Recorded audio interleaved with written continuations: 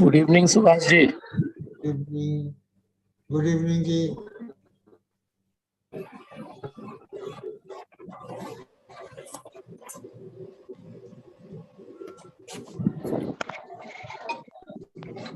Good evening sir. Rohit. Good evening. Rohit हमारा director है। हाँ हाँ, यस देखा। बिजनेस मैनेजमेंट का, Indian Institute of Business management का, and he is the son of late Professor Uttam Kumar Singh ji.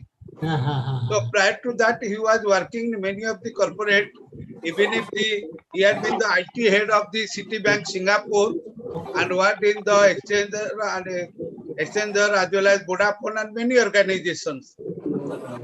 He has joined recently after the demise of Dr. UK Singh. नमस्कार। Dr. Ganesh Pandey, the Deputy Director of Indian Institute of Business Management. Ganesh sir join कर चुके, प्रणाम करो। Good evening sir. Good evening sir.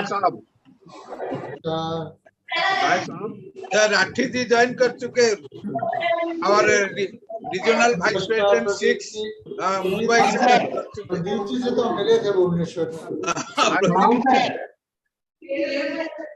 Mister नायक। Doctor Subhash Yadav join कर चुके हैं, तो division 5 का chairman and he the professor and head department of computer science central university Jharkhand. Subhash sir सभी लोगों को प्रणाम। प्रणाम सर। यादव साहब से तो हमारा good evening Subhash ji. Sir very good evening, very good evening साहब। Good evening mister Nayak. नमस्कार। प्रणाम सर। पानी है क्या? लोग ठंडा है सर हमारा चेयरमैन साहब डॉक्टर PR त्रिवेदी ज्वाइन कर चुके हैं। त्रिवेदी साहब बहुत बहुत मेहनत से 15 साल बाद मुलाकात हो रही है हमारी। धन्यवाद। ये बोतल है नॉर्मल पानी का। त्रिवेदी जी से मिले थे हम अपने ऑफिस में, बहुत साल हो गए, 15 साल तो कम से कम हो गए।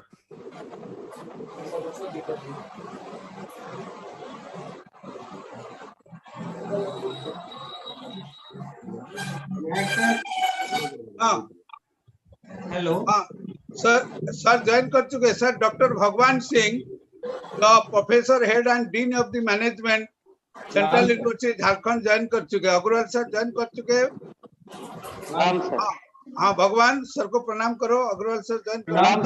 अग्रवाल सर से बहुत अच्छी यादगार है उड़ीसा की। नमस्कार university of Jharkhand. Ji sir, central university of Jharkhand. आपके भी बीसी लग गए? जी सर, चिट्टी भूषण दास जी।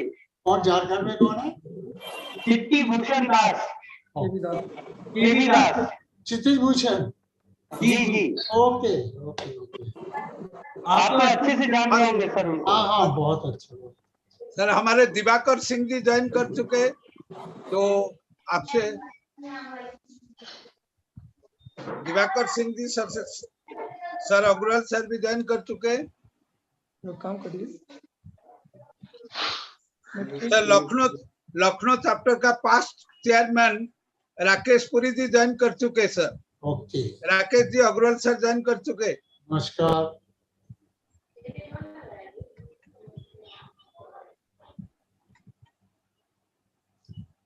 प्रोफेसर अग्रवाल सर नमस्कार। मैं डॉक्टर जी, कैसे हैं? मैं ठीक हूँ सर। ICMR RMRI पटना से सर।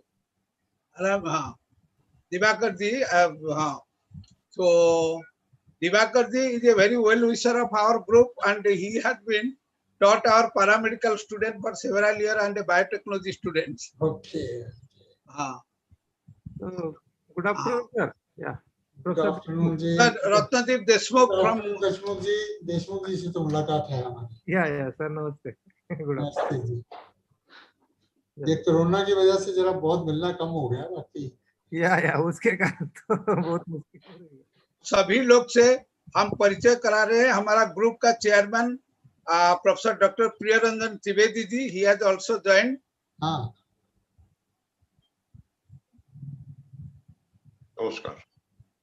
नमस्कार त्रिवेदी जी। ऐसे प्रोफेसर के अग्रवाल। हाँ जी त्रिवेदी जी। ओ अच्छा, बहुत दिनों के बाद। हाँ हाँ वही मैंने बोला कि कम से कम 15 से 18 साल हो गया। हाँ, हम लोग तो वही 98 में आपको हमने जब फेलिसिटेट किया था, हाँ जब आप वीसी बने ही थे उस समय। हाँ, तो आप आए थे एक बार, लेकिन हाँ उसके बाद तो फिर आप ज्यादा इधर रहे और मुलाकात नहीं हुई, लेकिन बहुत अच्छा। अब नायक साहब से हमारा इतना ज्यादा है कि इन्होंने कहा तो हमें फिर मानना ही पड़ता है इनकी नहीं, बात। बहुत अच्छा। So nice of you, sir. It is your greatness. Rohit, Rohit. Yes, sir. Yes, sir. Yes, sir.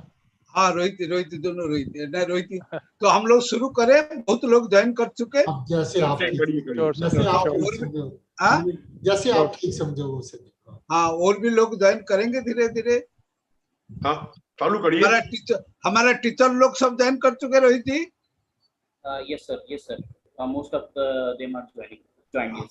और स्टूडेंट लोग सब यूट्यूब में ज्वाइन कर रहे हैं ना? Yes, sir. Students are joining. YouTube, हाँ ओके ठीक है। तो shall we start the session now? Sir Subimal Kundu ji join कर चुके। अच्छा अच्छा, गुड। सुबिमल जी, अग्रवाल सर ज्वाइन कर चुके, और त्रिवेदी जी भी आपको जानते हैं, डॉक्टर प्रिया त्रिवेदी ज्वाइन कर चुके। कुंडू साहब, कुंडू दा, अच्छा दीजिए नायक साहब। हाँ सर, सीएसआई पटना चैप्टर खोलने में इनका बड़ा हाथ था। अग्रवाल साहब, नमस्कार कुंडू साहब। I had opportunity of meeting people in way back in '86 in Patna, and formation of CSI Kolkata Patna chapter was initiated by me long back in '86. I had my sister was used to live in Patna. I went there. You have been such a stalwart that you have initiated many things, but No, that time I was an MC member of CSI Kolkata chapter. '86, I was simply an MC member.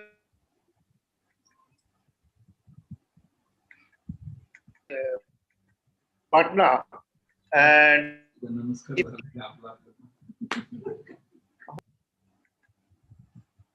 Sir, AK Nayak was there. Trivedi sir, हम लोग का बहुत एक old एल्युमनी Neha Sinha join किया है। तो sir आज अभी वो एक बहुत बड़ा माने पब्लिक लिमिटेड कंपनी का बोर्ड ऑफ डायरेक्टर का मेंबर है, और रिसेंटली कोरोना वॉरियर का हिसाब में सेवा करने का चलते she got the Dadasaheb Phalke social service award. And 3 महीना पहले इनको मिला था सरस्वती पाल के social service award. Neha, congratulations. Namaskar, sir. I'm Neha, and I'm from the batch of 96-98. I owe every success to IIBM. मैं दिल्ली की थी, लेकिन मेरे पेरेंट्स पटना में रहते थे और उन्होंने मुझे IIBM में एडमिशन दिया, एंड आई ओwe एवरी सक्सेस। मेरे आज फेदर्स कैप में बहुत सारे अवार्ड्स मुझे मिला है, and it all goes to IIBM, क्योंकि उस समय अगर MBA नहीं पढ़ी होती तो आज यहाँ नहीं होती, और इतने सारे सर लोगों का ब्लेसिंग्स है जो मैं यहाँ तक हूँ। Thank you. Very good Neha, congratulations. Thank you sir Sanjay Jain क्या है और past president CSI Sanjay Mahapatra.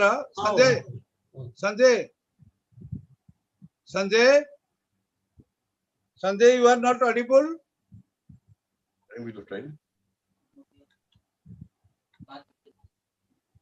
नायक साहब अब टाइम हो गया, चालू कराइए। हाँ सर चालू कर।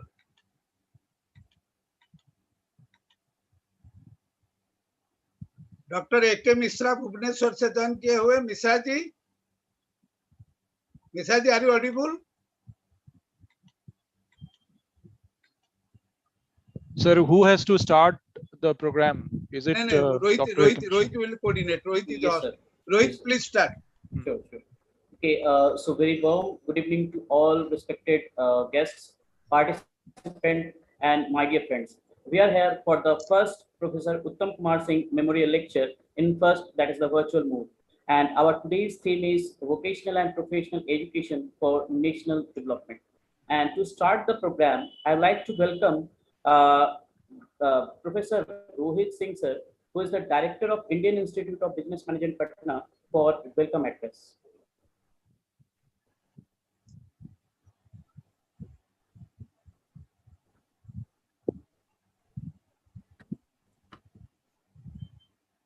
Rohit sir, now please you can. Thank you, Professor Rohit. Good evening, everyone. This is Rohit, and I'm definitely thankful to Professor Dr. A K Naik sir and our chairman, Professor Dr. R Trivedi sir, and our chief guest, Professor K Agrawal sir, and everybody, to allow me to welcome all of you on the day of a day which I never wanted. In fact, most of us never wanted it to happen. But yes, it has happened last year, and to make it graceful and to give it a meaning so that it serves the purpose again for the society for which Professor Dr. R Trivedi and Professor Dr. UK Singh both have been, I think, more than 45 years now. Although the institute today ages to around 42 years, but it has been more than 45 years that they have been struggling and looking forward to a dream to make education, professional and vocational education, available to masses, was their aim and mission, rather than serving an organization or a company alone.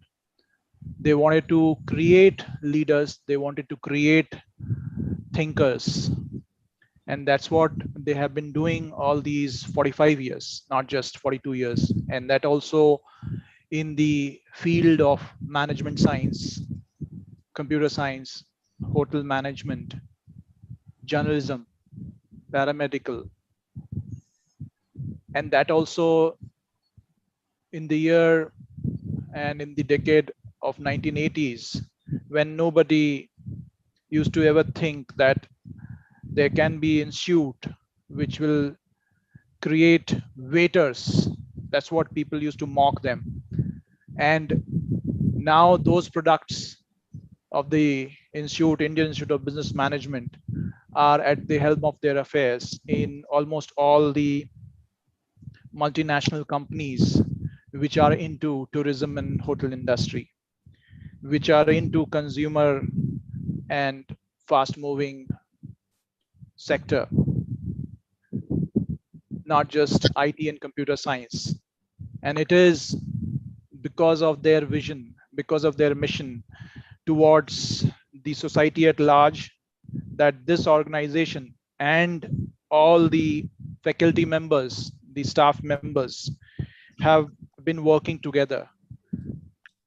And we have a very good example here of Miss Neha, who herself has just now mentioned that how she takes a pride in mentioning that she had once studied here. She once started a career, a life which she never thought that she would do in Patna, although she was from Delhi. And this joy, this satisfaction which these two gentlemen, Professor Dr. R Trivedi and Professor Dr. UK Singh, had envisioned long, long ago, had led them to continue and strive into this journey, which has not only given bright individuals and professionals like Neha a great and a life which has again a target. And see, all the products, almost all of them, have always had this aim in life that they should also serve, they should also give back to the society. And that's what Neha has been doing. And even I, who was leading an individualistic life, serving organizations which are catering to customers in various sectors, mostly the enabling function, which is the IT. Again, I have also come back to serve the students along with the great team under the leadership of Professor Dr. R Trivedi and Professor Dr. K Agrawal, who also happens to be my teacher. So again, I would like to thank great individuals, personalities who have all gathered today on this occasion, on this holy day of Professor Dr. UK Singh's Punyatithi. In his fond remembrance, this event, this program which has been organized, I'm sure the lessons, the pointers that will be discussed today will help all of us to take back points which will not only lead us to think of new ideas,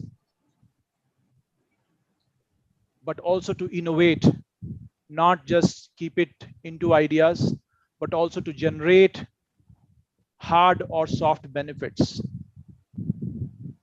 for the society at large. And I'm also attending it so that I also capture some points which will help me and our team here in Patna to give back to our students who are also attending. They are also bright. I'm sure they will also turn up into like Neha and many others whose name we will take with, again, great pride. So with this warm words of welcome and appreciation, I hand over the event back to Professor Rohit and Professor Dr. K Agrawal, sir. And let me start taking notes. And thank you again for giving me the opportunity to listen to all of you. Thank you. Thank you so much, Rohit Singh, sir. It was a really nice introduction done by you, sir. Thank you so much, sir. And now we will proceed forward. And now it's a time for opening address. And it is all about Professor Dr. Uttam Kumar Singh, sir. And for that, I would like to welcome Professor Dr. A.K. Naik, sir, who is the advisor of Indian Institute of Business Management, Patna, for opening address. Thank you very much, Rohit. Very good afternoon to all of you, and most welcome to the first Professor Uttam Kumar Singh Memorial Lecture on a very auspicious theme, vocational and professional education for national development. On this occasion, the honorable and most respected, the learned chief guest, Dr. K Agrawal ji, honorable chairman of National Board of Accreditation, Government of India, and founder, Vice Chancellor of Guru Gobind Singh Indraprasth University, and former National President of Computer Society of India, as well as former National President of Institution of Electronics and Telecommunication Engineers. We are with us, our beloved and honorable chairman of this group, who is really an institution builder of international repute, along with Professor Dr. UK Singh. Both have worked together since last 45 years. Kadam se kadam mila ke chale. If I compliment, then one can be treated as the source and other can be treated as the object. One can be treated as the cause, other can be treated as the effect. He is the Honorable Professor Dr. R Trivedi, and the Honorable Chairman of the group of institutions. The young and vibrant director of this group of institutions, Professor Rohit, who are having more than 20 years of the experience in the corporate sector in very responsible positions, to the post of the tune of the manager to general manager, and he has ultimately joined with this group to lead the group again. And Deputy Director of the Institute, Professor Ganesh Pandey, Director of the Institute of Business Management, Dr. Vinay Kumar Singh, the past President of Computer Society of India, Mr. Sanjay Mahapatra ji, the current President of ICT section of the Indian Science Congress Association, Dr. Parasnath Singh ji, and many stalwart of the Computer Society of India, Dr. Arvind Sharma ji, and Pradeep Rathi ji, and Prashant Nair ji from Coimbatore, Dr. A.K. Mishra from Bhubaneswar, Dr. Puri from the former chairman of the CSI Lucknow chapter, Vinay Jori Sahib, the Honorable Secretary of the CSI Lucknow chapter, Parasnath Kuthari ji, chairman of the Udaipur chapter, Mr. Subimal Kundu, one of our mentor and very senior most professionals in Computer Society of India, fellow of the Computer Society of India,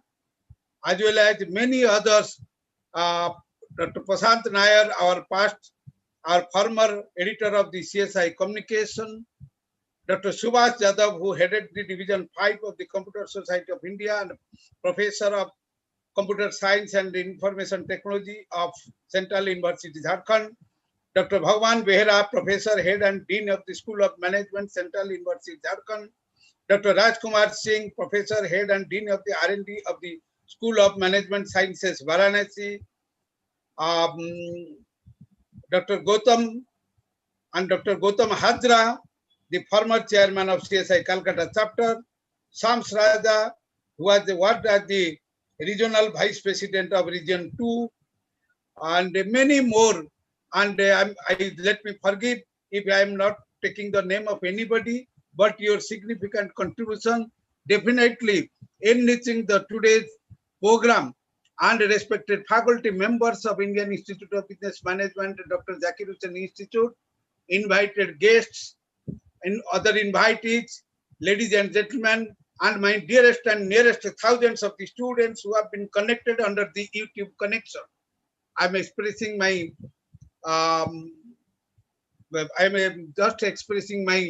apologizing that we could not give the connection to all the peoples in Zoom link, and the Zoom link we have given only to the respected invitees and guests. That is why all the student community are connected in the YouTube.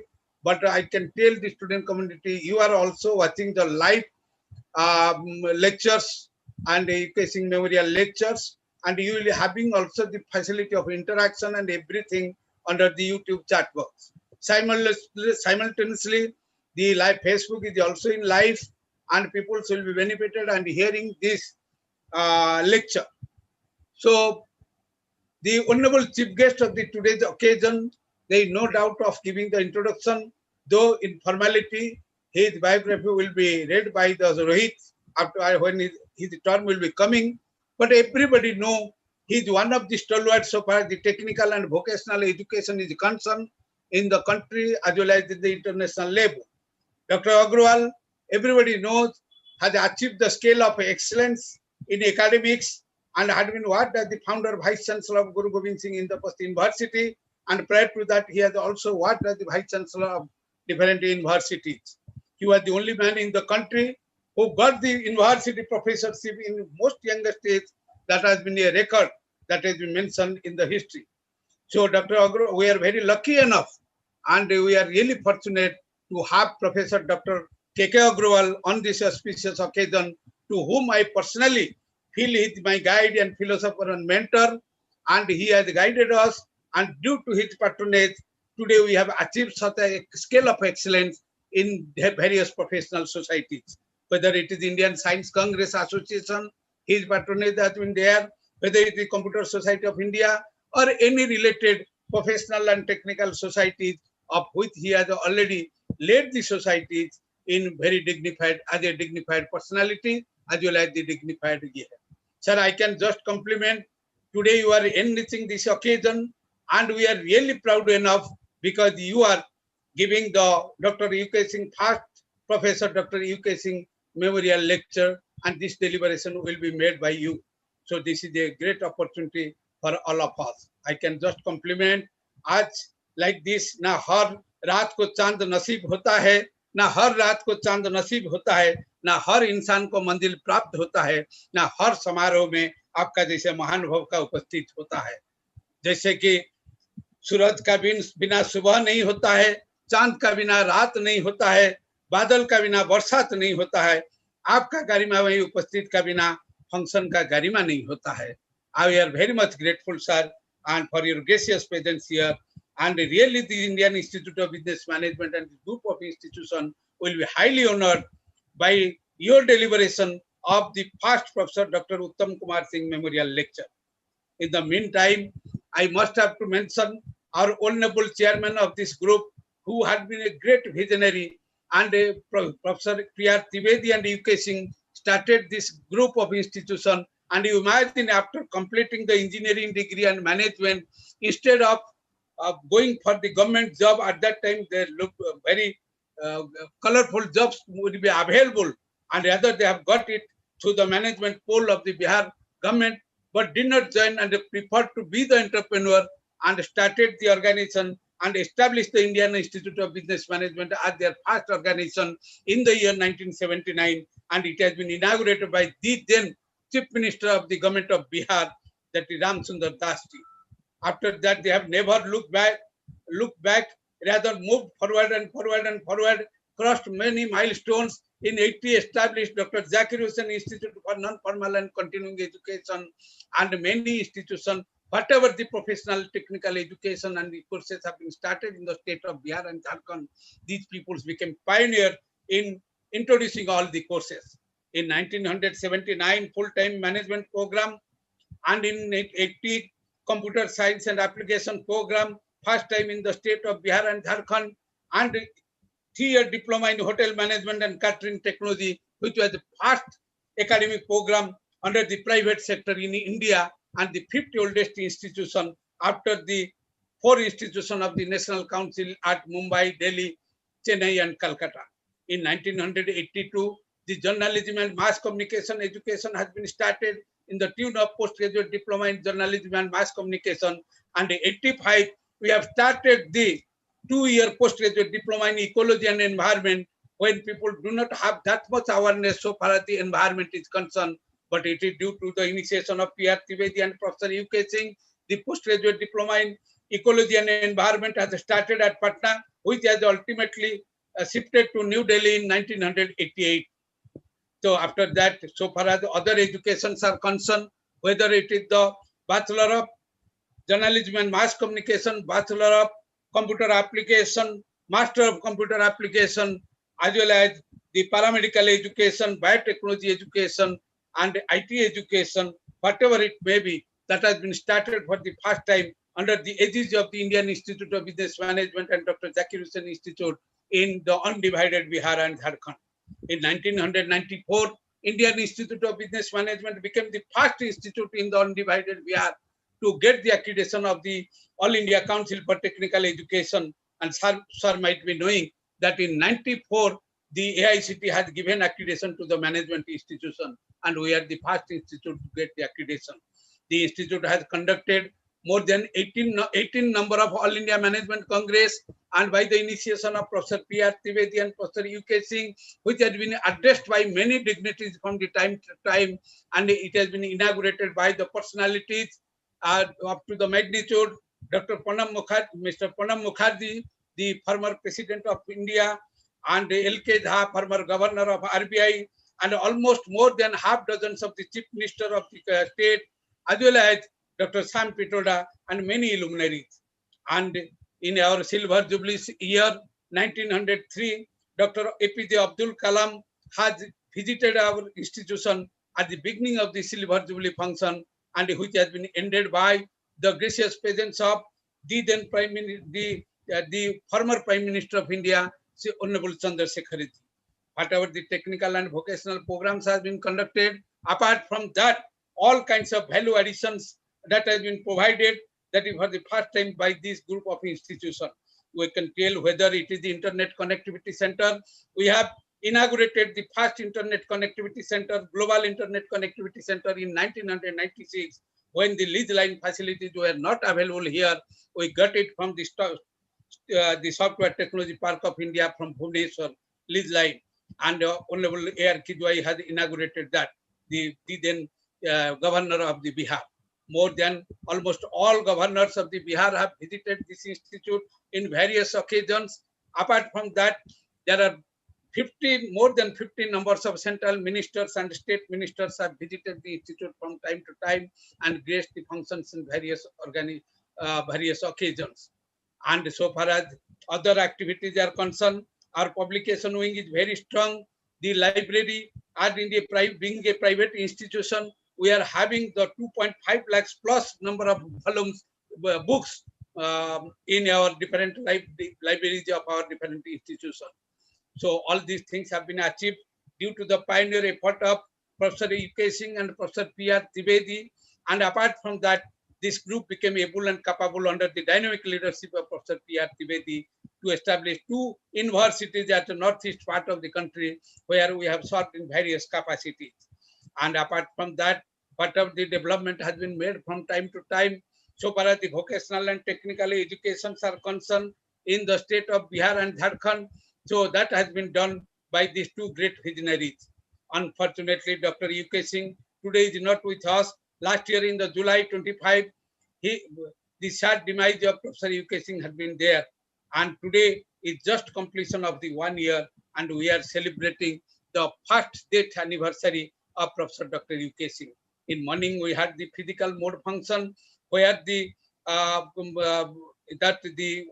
statue has been unveiled by the chairman of the Bihar Legislative Council in the presence of couple of ministers as well as the MLA and the MLC, and that function. And after that, in the evening, this first memorial lecture have been arranged, in which you all the dignitaries are participating. We are really grateful for the gracious presence of all the dignitaries and all the luminaries and today who are participating on this great occasion. This clearly indicates your love and affection to Professor UK Singh, and who had been also a stalwart in the professional societies and professional organization. Professor UK Singh had been the regional vice president of Computer Society of India, the divisional chairman of the Computer Society of India, and 3 times nomination committee member of the Computer Society of India. And once he had been the nomination committee member when Honorable Dr. K Agrawal had been the national president. And apart from that, he is the Lifetime Achievement Awardee and Fellowship Awardee of the Computer Society of India. He had headed the All India Commerce Association in the year 1997 and became the All India President of All India Commerce Association. He had been the President of ICT section of Indian Science 100th Indian Science Congress that had been held at Kolkata in the mark of 100-year centenary celebration. Apart from that, he had been actively associated with other professional societies, whether it is All India Management Congress, Management Association, whether it is Indian Society for Technical Education, Indian Society for Training and Development, and the National Institute of Personnel Management, and many more professional and vocational societies. And Professor UK Singh had been present there. A broad-minded person having the love and affection to all the communities and working the principle of the great Pankti of Bhagavad Gita, Aham Nijo Paraveti Swabhav Lagtet Sang Udar Chet Sang Vasudhaiva Kutumbakam. And this is the mindset of Professor UK Singh. Professor UK Singh तो एक बहता गंगा जो अपना धारा में चलता था, जहां से प्यार मिलता था वही रुक जाता था, और जो दिल में था, दिल से चाहता था, उसको दिल देता था. ऐसा एक ग्रेट पर्सनालिटी का आज फर्स्ट डेथ एनिवर्सरी पर हम लोग सभी एकत्रित है. इनके लिए आज ये मेमोरियल लेक्चर का अरेंजमेंट, इनको एक सच्ची श्रद्धांजलि देने के लिए, एंड इस अवसर पर मैं पुनः एक बार आप सभी को स्वागत करता हूं. सभी का गरिमामयी उपस्थित के लिए आपको साधुवाद देता हूं, धन्यवाद देता हूं.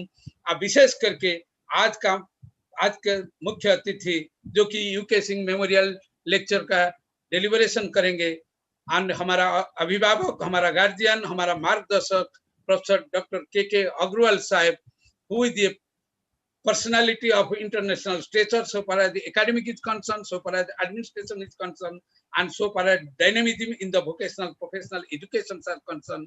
And he will be delivering the invited lecture under the presidential address of our beloved chairman of the group, a great visionary and founder of the multiple institutions in the country, in the tune of more than 40 institutions, including 2 universities. And we are in the process of establishing the 3rd university in Bihar in the name of the Professor Uttam Kumar Singh Vocational and Professional University. And we have already acquired the land of 25 acres in Bhagalpur district near Mandar Hill. And very soon we are going to translate this dream into the action. With these words, once again, with a folding hand and expressing my sincere gratitude and millions and billions of thanks to our honorable chief guest, our president, and you all the dignitaries and luminaries who have been presented here. With all of my love and affection to our teachers, as well as other invitees and my dearest and nearest students, I want to conclude my speech. I want to conclude my speech and pray to God, may God bless each of you to pick up the paradise from your professional career, and may God give the complete peace to Professor Dr. UK Singh's souls at the heaven. Thank you very much. Namaskar to everyone. Thank you so much, Ekinayak sir. And now we will move towards our main session, today's session of Center of Attraction session, and that is the keynote address by our today's chief guest. But before we proceed, let me introduce our today's chief guest, Professor Dr. K Agrawal sir. Professor Dr. K Agrawal obtained his Bachelor of Engineering degree from Punjab University and Master's degree from NIT Kurukshetra.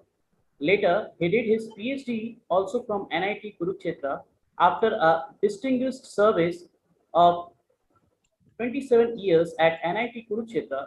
Professor Agrawal served as a Pro-Vice Chancellor GJU Hisar for a period of 3 years, and then as founder Vice Chancellor of GGS Indraprastha University, Delhi for the period of 10 years. He has been president of the Institute of Electronics and Telecommunication Engineers for the period of 2002 to 2004, president Computer Society of India from 2007 to 2009, and president of Southeast Asia Regional Computer Confederation from 2008 to 2010. Professor Agrawal has published approximately 400 papers in the reputed journals, about 50% of these in international and national journals. He has been widely consulted by the industry, most notable being his contribution towards the reliability analysis for PSLV, Polar Satellite Launch Vehicle. Professor Agrawal was conferred the honorary fellowship by Broadcast Society of India. He was decorated with Lifetime Achievement Award by IETE and also by Computer Society of India. Professor Agrawal has been associated with NBA in various capacities since its inception and was chairman EEAC Tier 2 before taking over as a chairman of NBA on 14th January 2019. So with all these words, I'd like to welcome Professor Dr. K Agrawal sir for keynote address.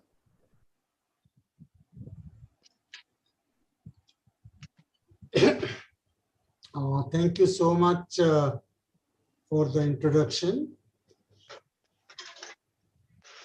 Professor R Trivedi, Chairman of the Group of Institutions, Professor A K Nayak, Advisor of the Group of Institutions, and my very dear colleague and friend from CSI, Professor Rohit, Present Director of IIBM, and Professor Ganesh Pandey, Deputy Director IIBM, and all the distinguished delegates who are attending this webinar today in the memory of Professor Uttam Kumar Singh.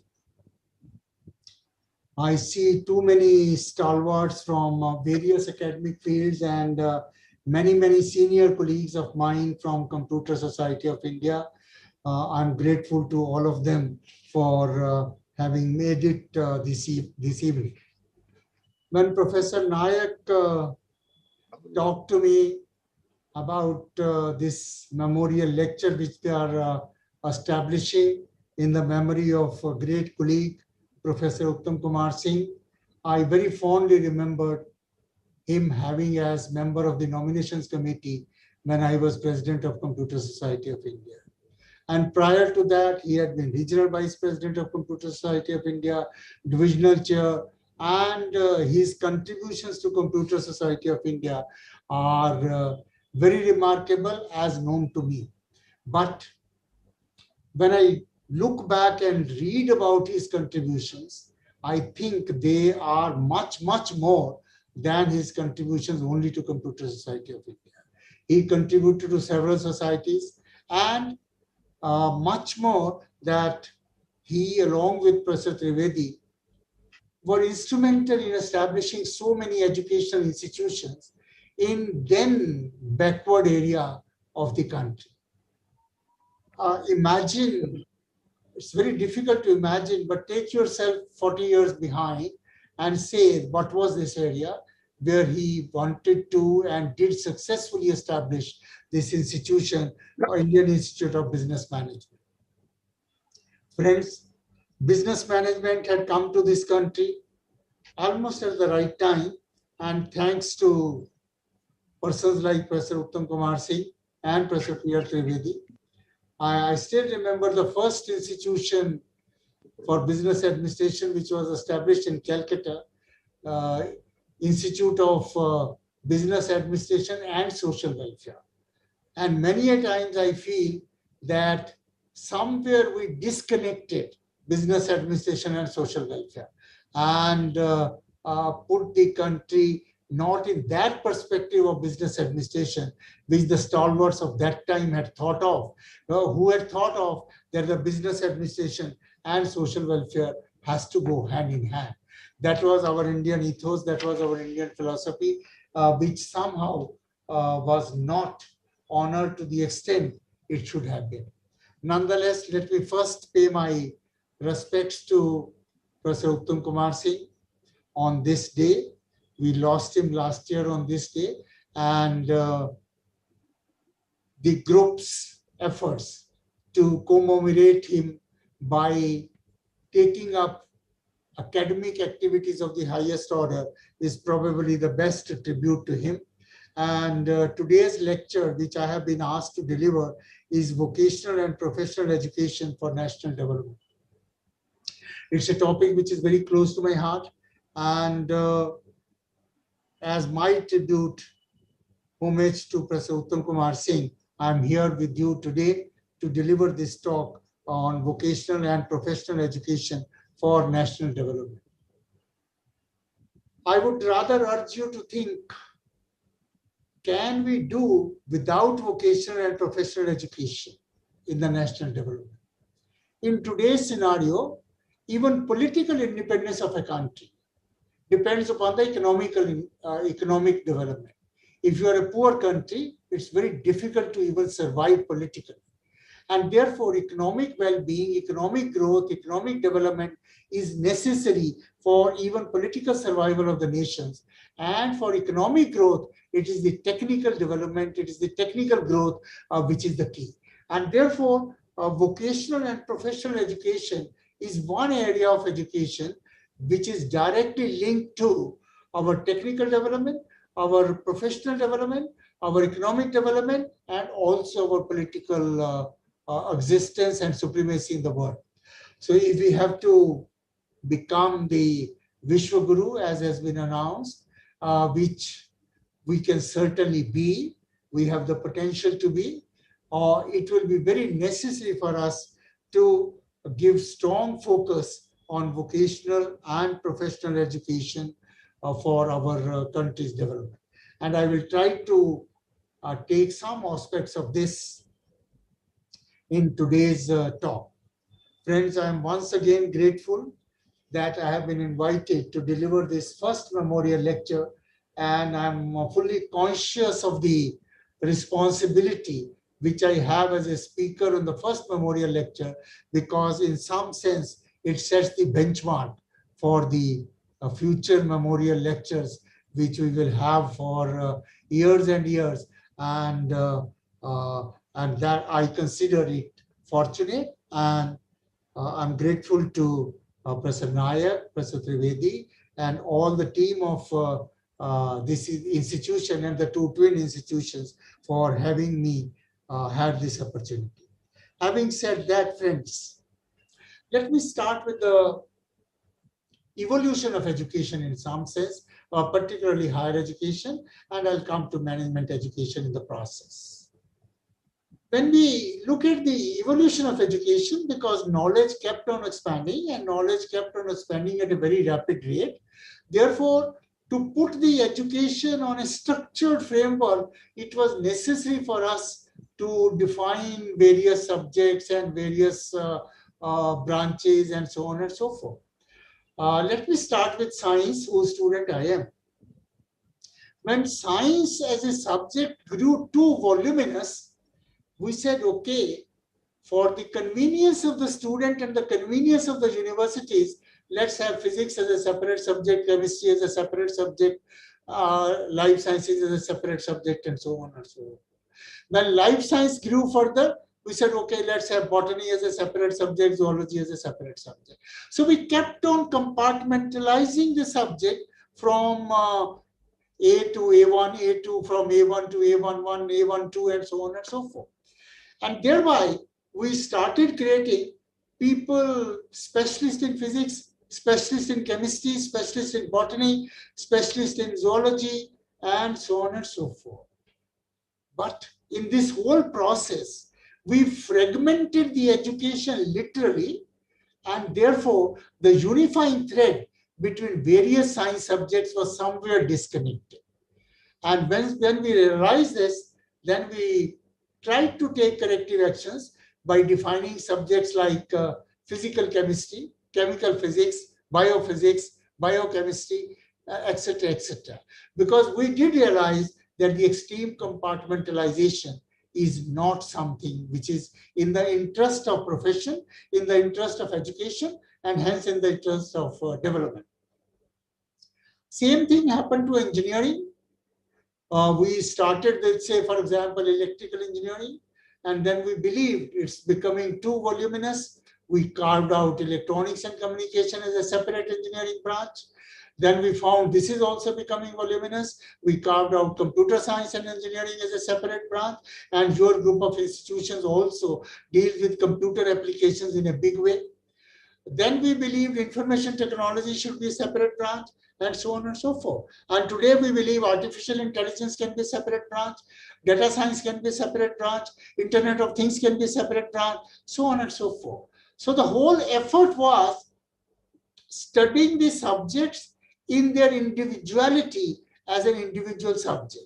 And that remained the trend the world over, but we in India made it more and more watertight. We made it more and more regimented, and thereby we produced excellent super specialists who unfortunately could not work in the team with other disciplines to produce those kinds of applications which were needed in the country. Now, coming to management education, we did have great schools of economics, we did have great schools of commerce, we did have great schools of psychology, and somewhere some visionaries believe that these great economists, these great commerce specialists, these great psychology specialists, these great IT specialists are not able to solve the problems of the society in the real sense of the word. And therefore, the specialized course on business administration or business management was conceived and started in the whole world, including in this country. The philosophy was simple, that you will learn part of economics, you will learn part of commerce, you will learn part of psychology, you will learn part of technology, but in the real sense, you will be the problem solvers, you will be the applicators for the situations. You will analyze the situation, find out how it can be solved, and then whichever subject can solve it, you will make use of that subject to solve the problem. That was the genesis of management education, and same was ultimately the genesis of almost all the subjects which your group concentrates on, whether it's computer applications, whether it's journalism, etc., etc. So the whole philosophy was how to solve the real life problems, which cannot be, unfortunately, done with the knowledge of a single subject. But this regimentation went very strong, and ultimately we found in our institutions and universities, departments are in great conflict.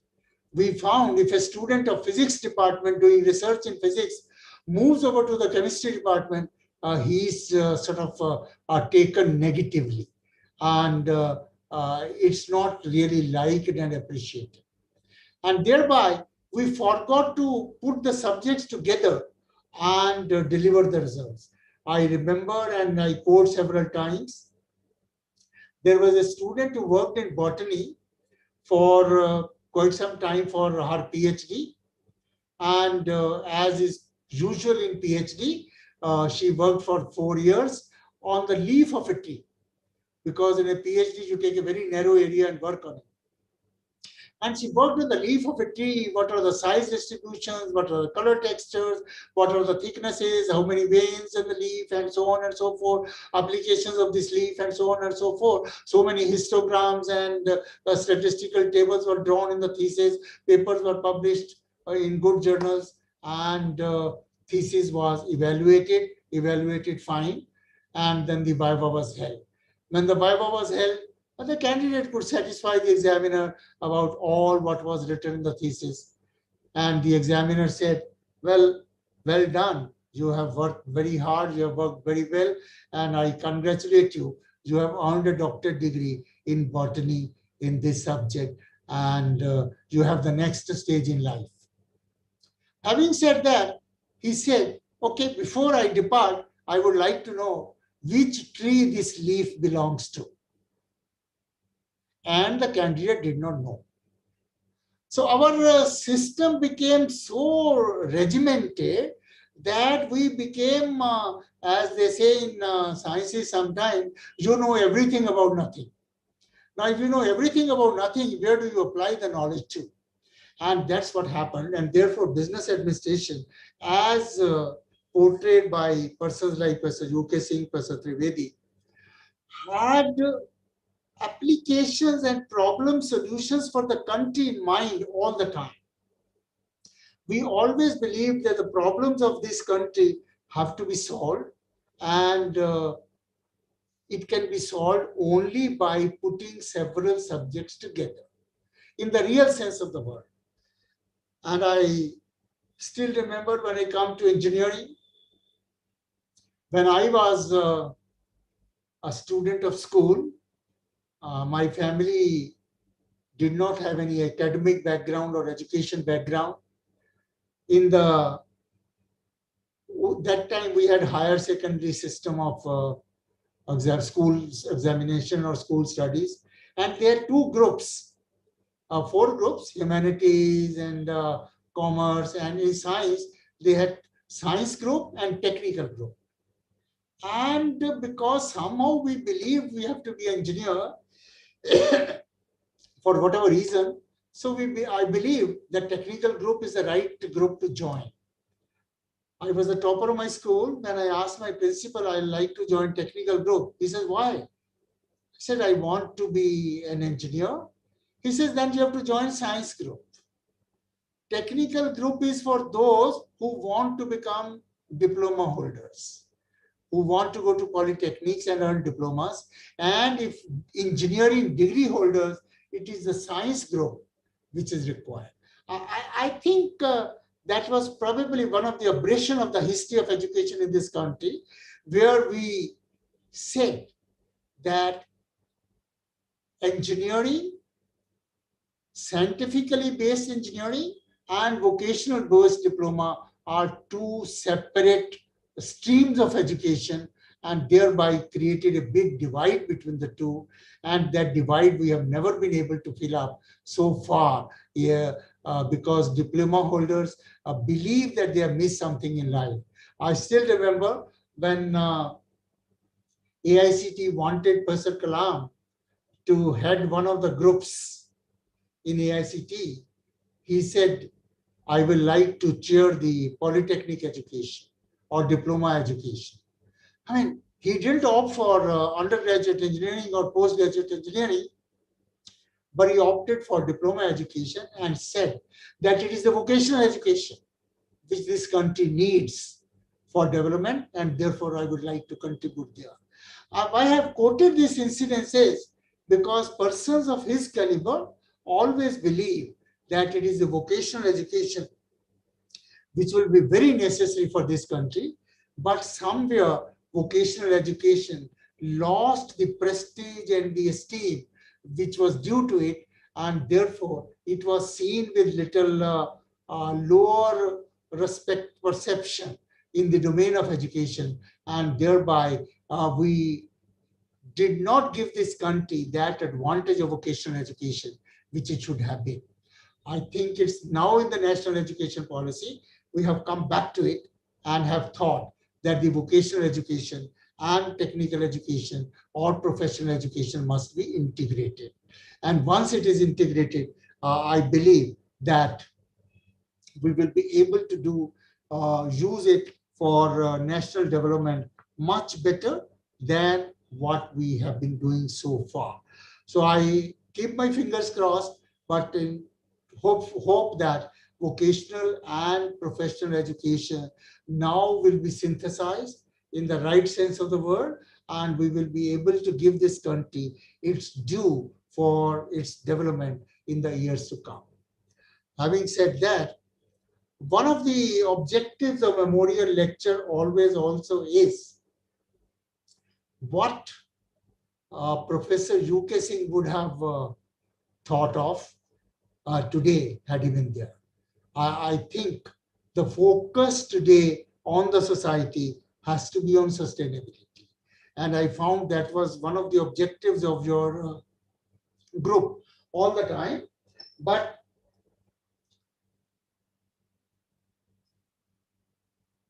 I believe somewhere down the line, our focus on sustainability was much less than what it should have been. And not only in India, but the whole world.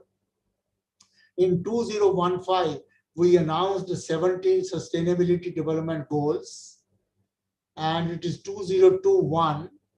And I'm sorry to say, we have done precious little in the whole world for sustainability development, and equally low in this country. Now, looking back at the corona for last 1.5 years or so, I am sure if sustainability would have been given the focus earlier, damage because of corona would have been much less. Corona is an effect which would have been there probably, but the damage because of the corona would have been much less had we given focus to the sustainability. I'm sure most of you have read Sustainability Development 17 Goals. You talked about zero hunger. You talked about poverty elimination. You talked about clean energy. You talked about clean water. You talked about sustainable habitats. Now, just give a thought to this. If these words would have been translated into real life situations, our damage to the society would have been far too less. We did not care for it. It became a paper exercise most of the time. And therefore, I thought today, in his memory, I will spend a few minutes on talking about sustainability. And in the last couple of days, I looked for some of the sustainability innovations which the world is thinking of and tried to share it with you, just to bring you the idea not about these applications alone, but bring you the concept that sustainability has become so important that the whole world is thinking of it, and it is necessary for our survival. It's no more a luxury. So I'll just take a few minutes talking about some applications which have been thought of, innovative applications which have been thought of in the world to bring sustainability on the ground. First application which I found out was for air pollution,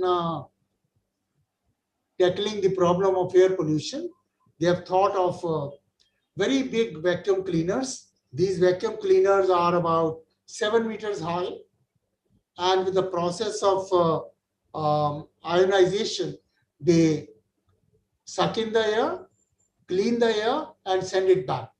And these large towers can clean about 30,000 cubic meters of air per hour.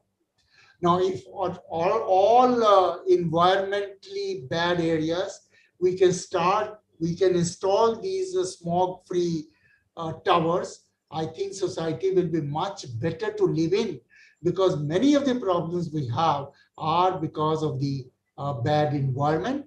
And again, coming to the corona, the effect of corona on the lungs of the society would have been much lesser if the environment would have been clear. But that's not all. Now, when the air is clean, the carbon gets collected at the bottom of the pyramid, bottom of the chamber. And by more and more cycles, this carbon gets more and more solidified. Ultimately, this carbon at the bottom of the chamber becomes very hard. And now comes the innovation, where the inventor felt that if you can take this hard carbon, which has almost gone halfway through to become a diamond, and make jewelry out of it, you can contribute to the society in much better way. And now, from that hardened carbon, the world is making rings and pendants as jewelry items and making a lot of money. And it is now told, if you buy a ring made from that material, you are contributing of about 1,000 square meters of fresh air. Now, for that contribution, as your contribution towards sustainability, you can be a part of that project and buy that jewelry. Now, the innovation part is, instead of again throwing away that carbon, it's compressed and made into jewelry. Similarly, another sustainable innovation which is very great is a solar balloon bringing electricity to disaster zones. We have a big disaster, big areas, and sometimes in the case of disaster, there's no electricity.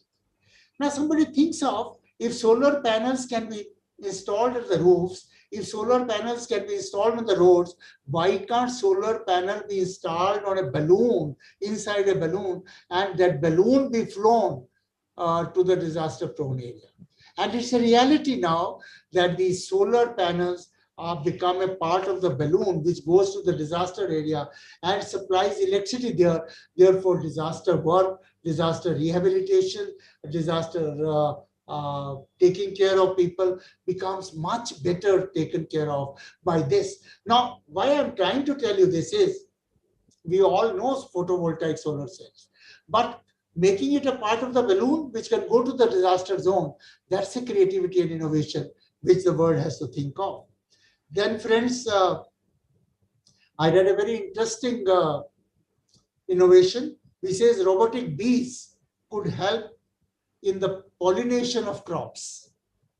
You know, the pollination of crops is a big issue and sometimes a very labor-intensive issue. They have come up with the robotic bees which can, in place of labor, pollinate and give us a much high productivity of crops. And so on and so forth. There are several examples. People have come up with the idea, why not have the entire roof of solar roof in the houses? Instead of having a roof and then putting photovoltaic cells over it, can't we have solar roofs? And if that be so, how much electricity we can generate, and so on and so forth. Coming to the rural health, which is very necessary for this country, there has been innovation which is called natural treatment of food preservation. They have come up with preservatives which are not chemical preservatives, which are purely plant extracts to preserve food, and the food can be preserved much longer in natural environment. Just look at it. You can take the food for several days. How good will it be for our army to move from several days carrying the food, which is not spoiled, which doesn't use chemical preservatives. It is natural preservatives. You can take it at room temperature and the shelf life of the food is increased. And how much refrigeration you save. and how much wastage you avoid. So these are the kinds of innovation which come from usage of several subjects together. If you use only one subject, you don't come up with many of these researches and innovations. And finally, friends, on this part, I feel being my background being on electronics and telecommunication engineers, I'm very much concerned about the electronic waste. I mean, I think you will bear me out, and the statistics tell us that normally we throw out a phone in about 11 months. We change the smartphone in about a year's time. And I think everybody's home, if searched in our drawers and all that, you will find half a dozen smartphones lying here and there. And how much electronic waste is generated in the process? It is India alone is generating 2 million metric tons of electronic waste per year. And I just came across an article which says if this electronic waste is properly taken care of, somebody has worked out 1 million mobile phones can yield 16 tons copper, 350 kilograms silver, 34 kilogram gold, and 15 kilogram palladium, which is much costlier than the gold. So imagine these phones, if they are just not wasted, if they are used properly, e-waste is properly managed, from the wasted phones, we can generate so many precious metals. And the statistic says that in last decade, we generated about 12% of world's gold from the discarded mobile phones. So therefore, if we look to the sustainability part of the society, of our use of the precious gadgets, and see that we are responsible to the society, we can serve much better. And while I'm reading this, I do find that we have now in the world eco ATMs, where you can put in the ATM machine your smartphone, which is discarded, and they will evaluate it. The machine will evaluate it and will give you some money for this, and use the mobile phone for generating these precious metals, and thereby these metals don't spoil the environment, and so on and so forth.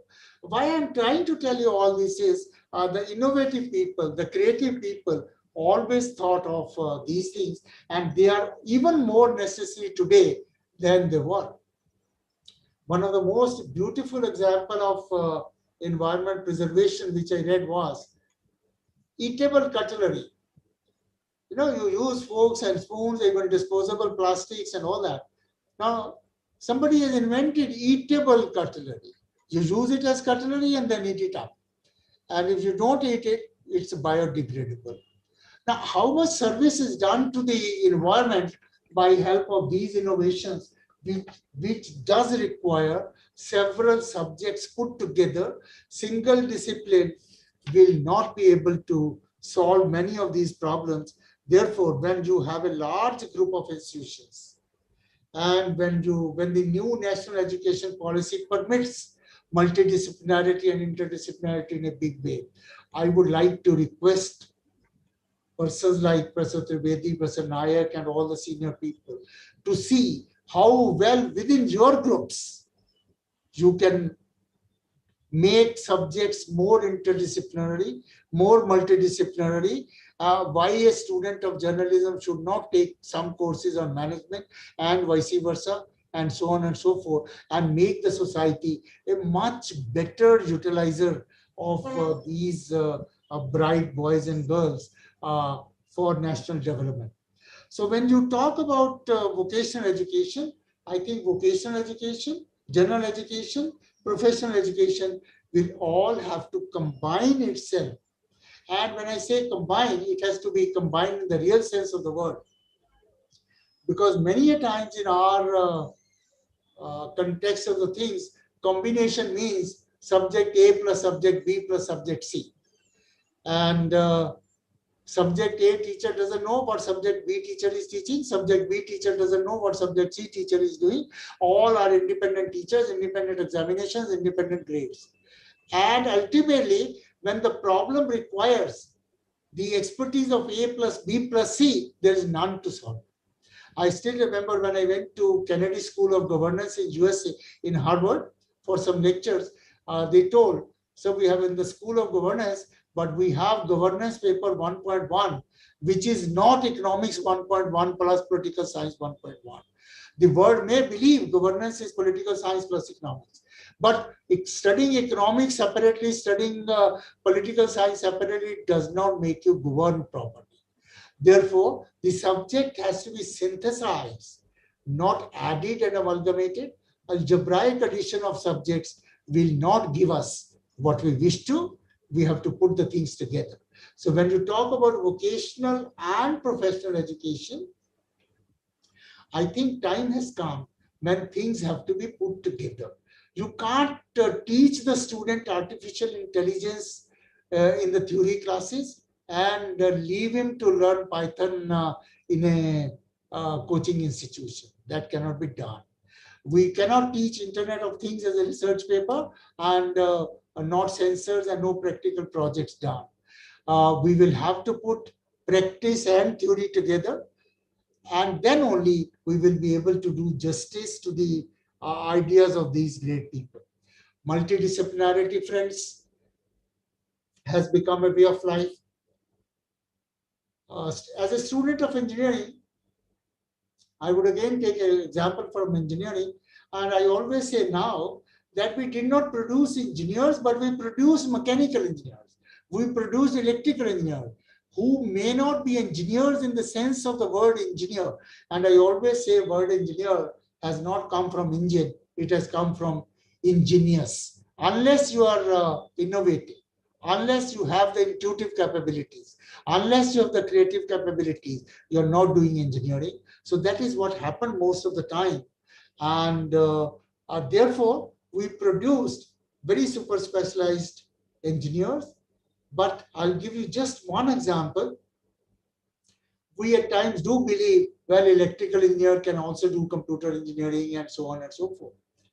But you will probably not agree that a metallurgical engineer can do computer science well, because the nature of metallurgical engineering and the nature of computer applications or computer science appears to be very different.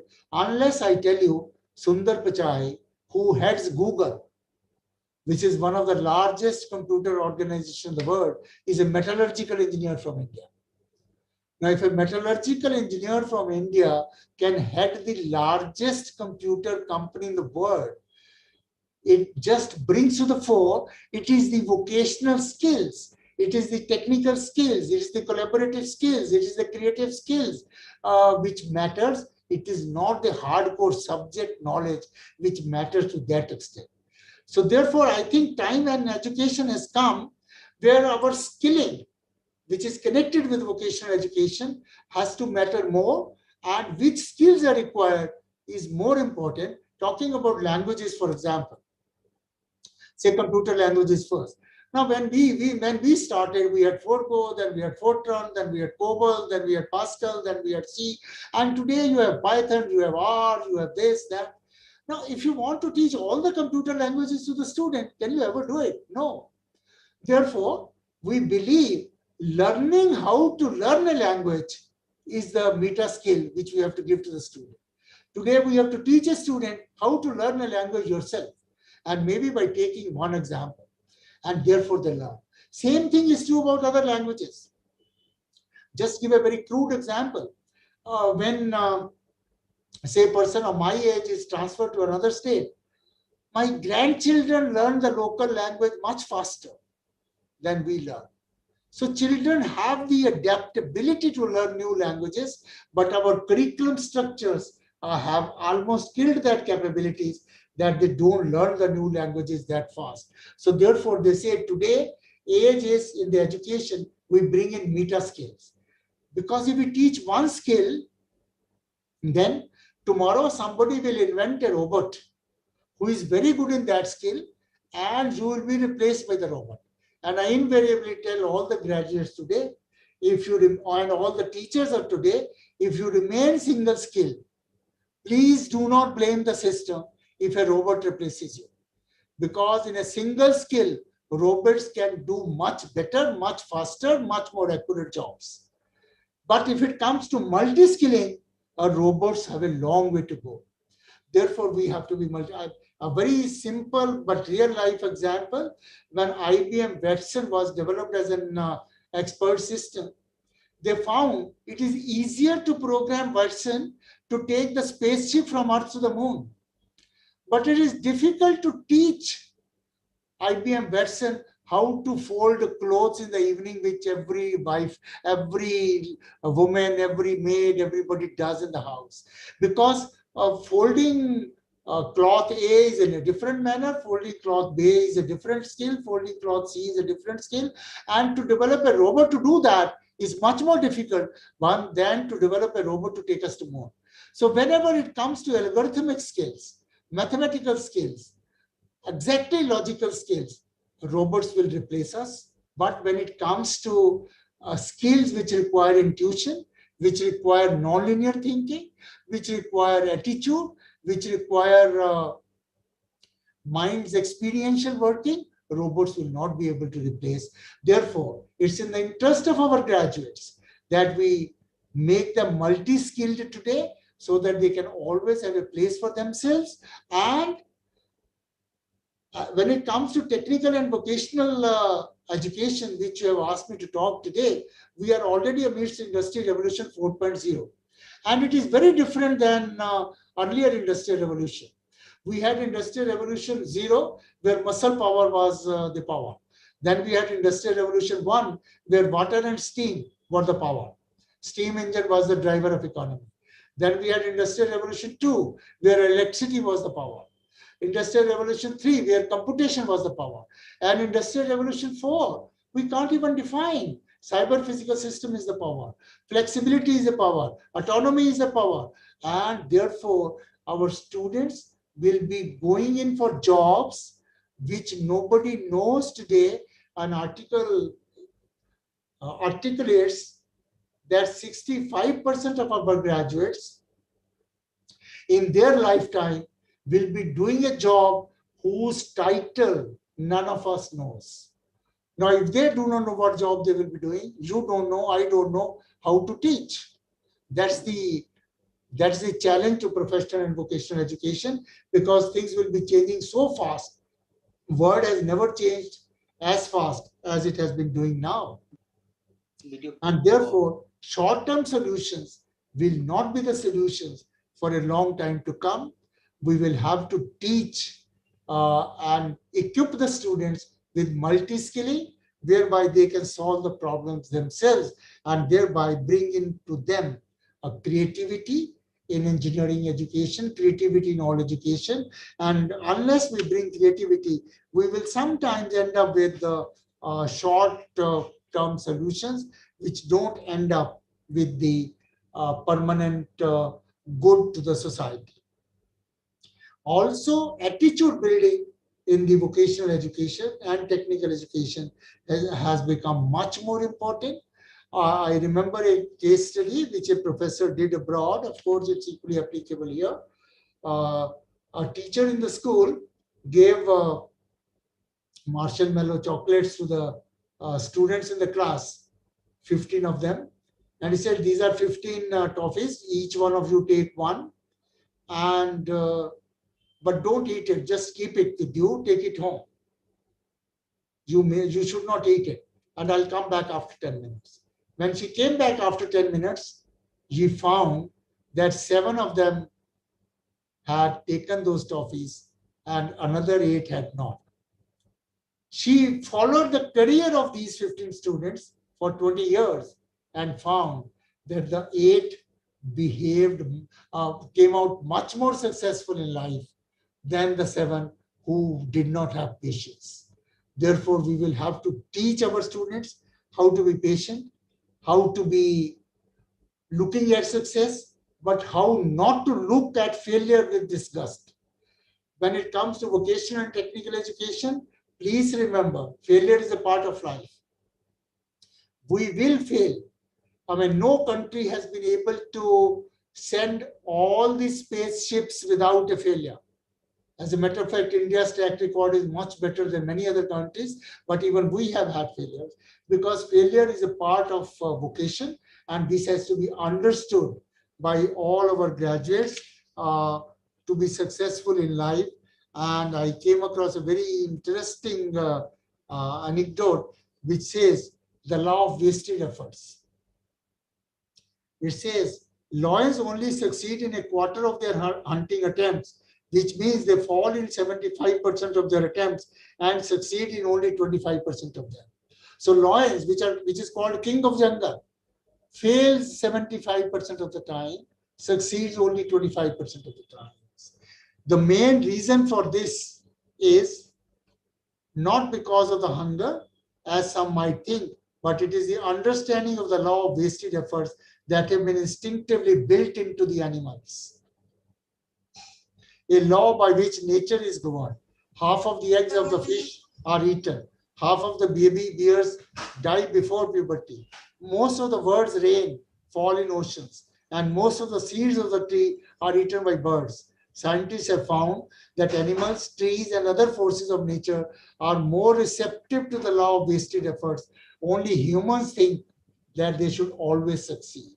And in our pressure to always succeed, we make more safe attempts. And we make more safe attempts, we make the development suffer.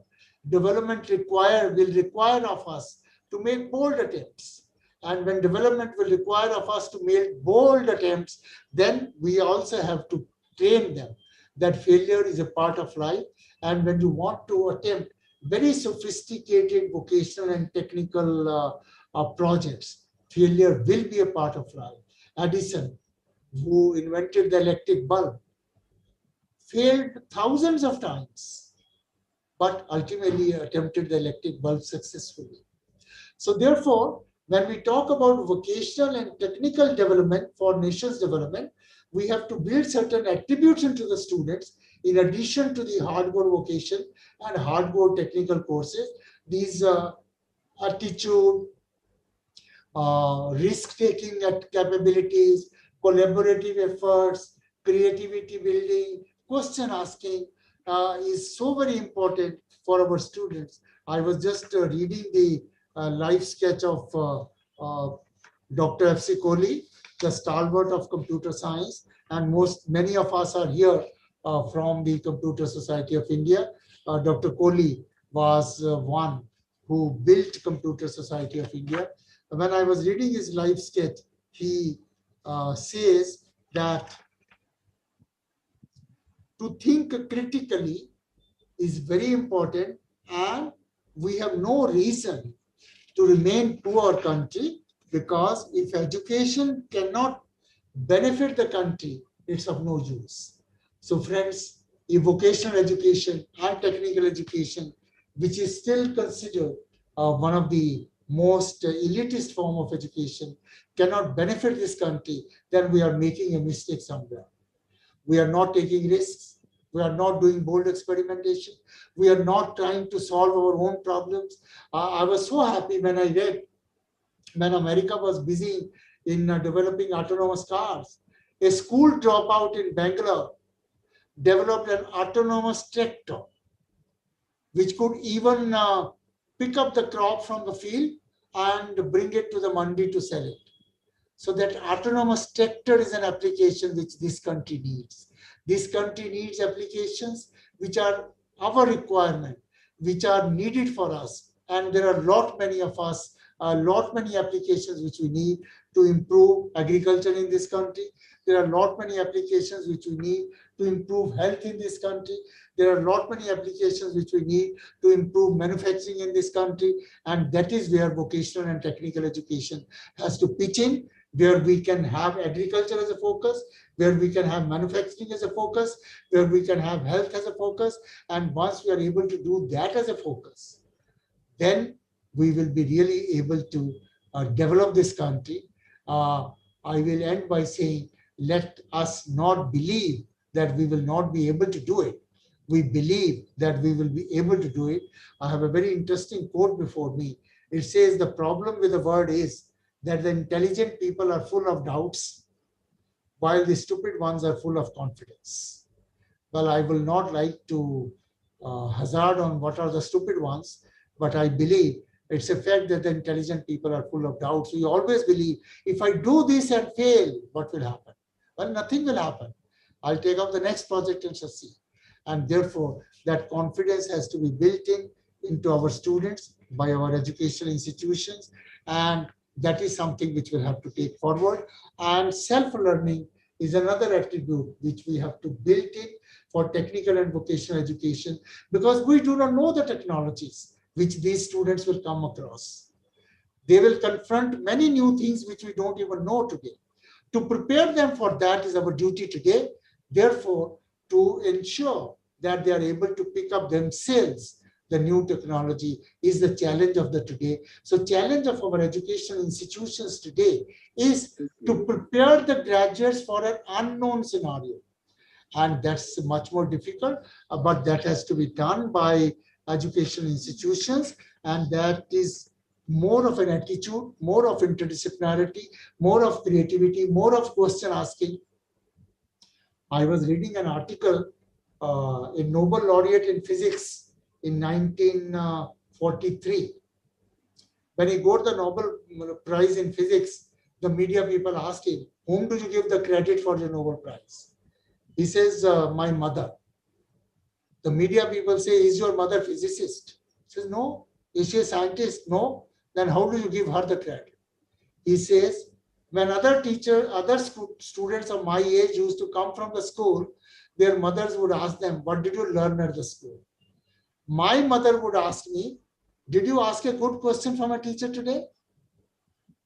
That was a challenge to me. Every evening I used to search a question which I could ask the teacher next day in the class and get the answer to satisfy my mother, to satisfy myself. And that made me inquisitive. And today I have the Nobel Prize. And then the psychologist goes on to say that on the average, a child of 4 asks about 73 questions per day. I mean, even I didn't believe it when I read the article, that 73 questions per day a child of 4 asked. These questions may be meaningless. Why should I wear clothes? Why can't I stand? Why should I not? Why don't you allow me to go near the fire or whatever? But 73 questions per day. And as an academician, I was trying to feel, do we allow the student to ask 73 questions in the entire schooling and college education? Probably not. So we will have to change the scenario of education. Instead of this, that the teacher only has a right to ask the question and student has a duty to answer, I think we'll have to change it partially at least. Let there be some sessions where the student asks the questions and the teachers answer in some sense. May or may not be possible at times, but that's what's required. And if you want to see the future perspectives in technology, that is necessary, because future can only be predicted with some degree of error.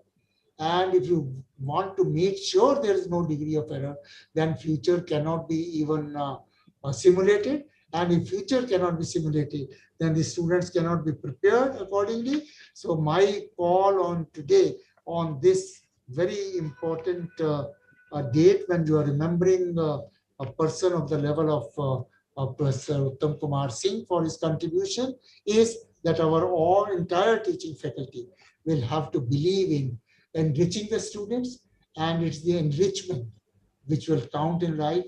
After all, look to the value of a piece of iron and the value of a steel needle. The ratio is a million times. So it's the richness which matters. And I again have a piece of paper here which says cost of 1 kilo of uranium is $50. But if you enrich the uranium, the cost of 1 kilogram of enriched uranium is $15 million. So from 50 to 15 million is the enrichment. and that enrichment we have to add to our students. That is our duty, that is our job, that is our homage to people like Professor UK Singh when we talk about vocational and professional education, how to enrich the students for their future life. They will then in turn enrich this nation, for which will make all of us proud. I was so happy to see that all of you are proud of one of your students here. And I'm so happy that the student is also aligned with the institution. I think we have to have many such enriched students from all institutions in this country to pay real respects to such stalwarts in education. With this, I once again thank all of you for giving me a patient hearing. Thank Professor Trivedi and Professor Nayak and all their management colleagues for giving me an opportunity to talk about a very important subject today, and wish that it will help all of you to follow the footsteps of great people associated with this institution and take the higher goals of education forward in your own way. My best wishes for the group of institutions, for all of you, for the national development. And I'm sure country is in safe hands when I look at such institutions. Thank you very much and wish you all the very best. Thank you. Thank you very much, sir. Thank you very much for your excellent deliberation. Really, it has felt like at the first Professor Dr. Uttam Kumar Singh Memorial Lecture. And the participants who have joined, they will be definitely remembering the valuable words that you have delivered, and particularly the dimensions of the vocational, professional and technical education. So definitely, जैसे कि कहावत हमारा भगवत गीता में जद्दा चरति श्रेष्ठा तत्तदा इतरे जना सहजत प्रमाण कुरुते जना तदनुवर्तते, अर्थात महानुभाव महान व्यक्ति जो मार्गदर्शन देते हैं वो मार्गदर्शन हम लोग के लिए अनुकरणीय होता है और उसी रास्ता पर चल के हम भी मंजिल प्राप्त करते हैं। ये कहना मेरा है। आपका आज जो आशीर्वचन रहा, आपका जो विजन रहा, आप आज जो डिफरेंट पॉइंट्स को डोमेन में जो बोले हैं वोकेशनल और टेक्निकल एजुकेशन के लिए, डेफिनेटली ये आज का जो पार्टिसिपेंट है इन लोग के लिए अनुकरणीय रहेगा, इन लोग के लिए माने रिमार्केबल एंड रिमेम्बरिंग रहेगा। और जो छात्र जैसे कि आप बहुत एनकरेजिंग वर्ड बोले, everything is possible and everything can be done. आज just like I remembering the great line of that Swami Vivekanand, what he had told, every cupboard is uncovered when it is discovered। प्रत्येक आच्छादित चीज जब उन्मेलित हो जाता है जब हम इसको आविष्कार कर लेते हैं। इसका मतलब everybody burns with the infinite potentiality। It just depends on him how he is recognizing his potentiality and how much potential energy he is being able to convert into the kinetic form. That means it's a great spirit for the youth masses and the students who have joined. They can do everything. So they can do everything. With these remarks and with the again showing our hearty gratitude and millions of thankfulness and gratitude for your gracious presence here today, and you really honor us by delivering the first Uttam Kumar Singh Memorial Lecture, and we are really proud enough. IIBM and its group is really very fortunate to have you to deliver this first memorial lecture on Dr. Uttam Kumar Singh ji. With these words on behalf of the institution का members के तरफ से प्यार और सम्मान का एक प्रतीक का रूप में हम आपको साल प्रदान करके सम्मानित करना चाहता हूं। आप कृपया इसको ग्रहण कीजिए, वो आपका पास ऑनलाइन में पहुंच जाएगा। This is the thing perhaps Rohit, हाँ, तो that is our this will be a great honor for all of us। तो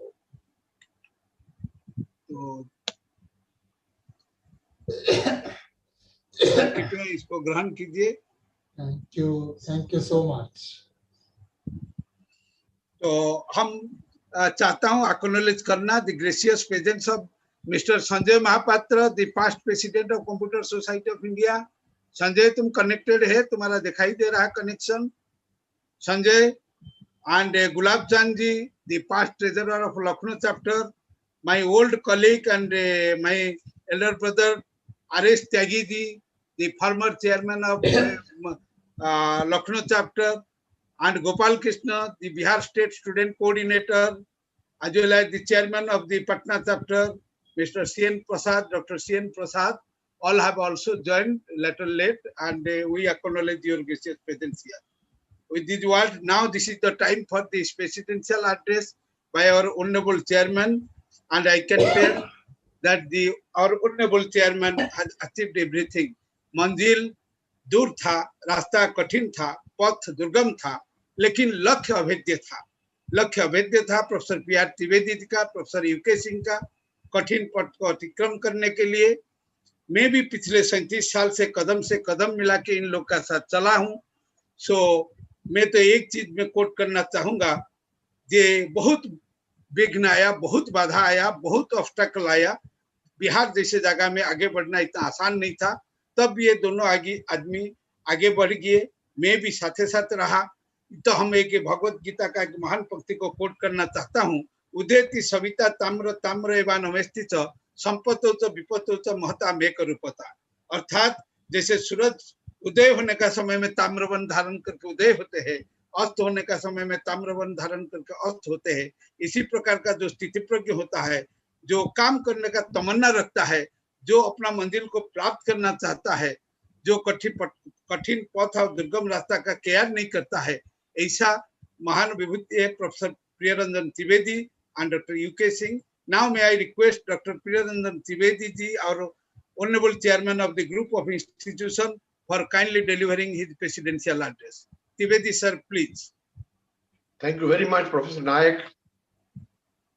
Friends, it's a great day, as well as an auspicious occasion when all of us are meeting each other virtually on the occasion of the delivery of the Dr. Uttam Kumar Singh first memorial lecture, which was just delivered by Honorable Professor K Agrawal, the great educationist, who has been the Vice Chancellor, who is now also the Chairman of NBA and many other national international bodies, including CSI.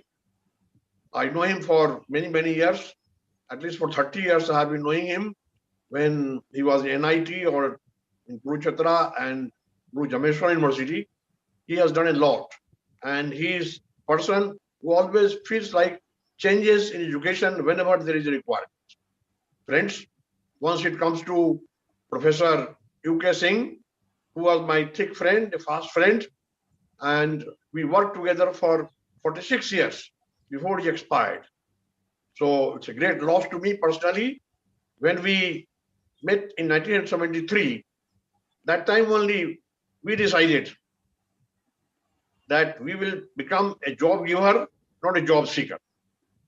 And again, next year, we decided that our jargon will be catch them young.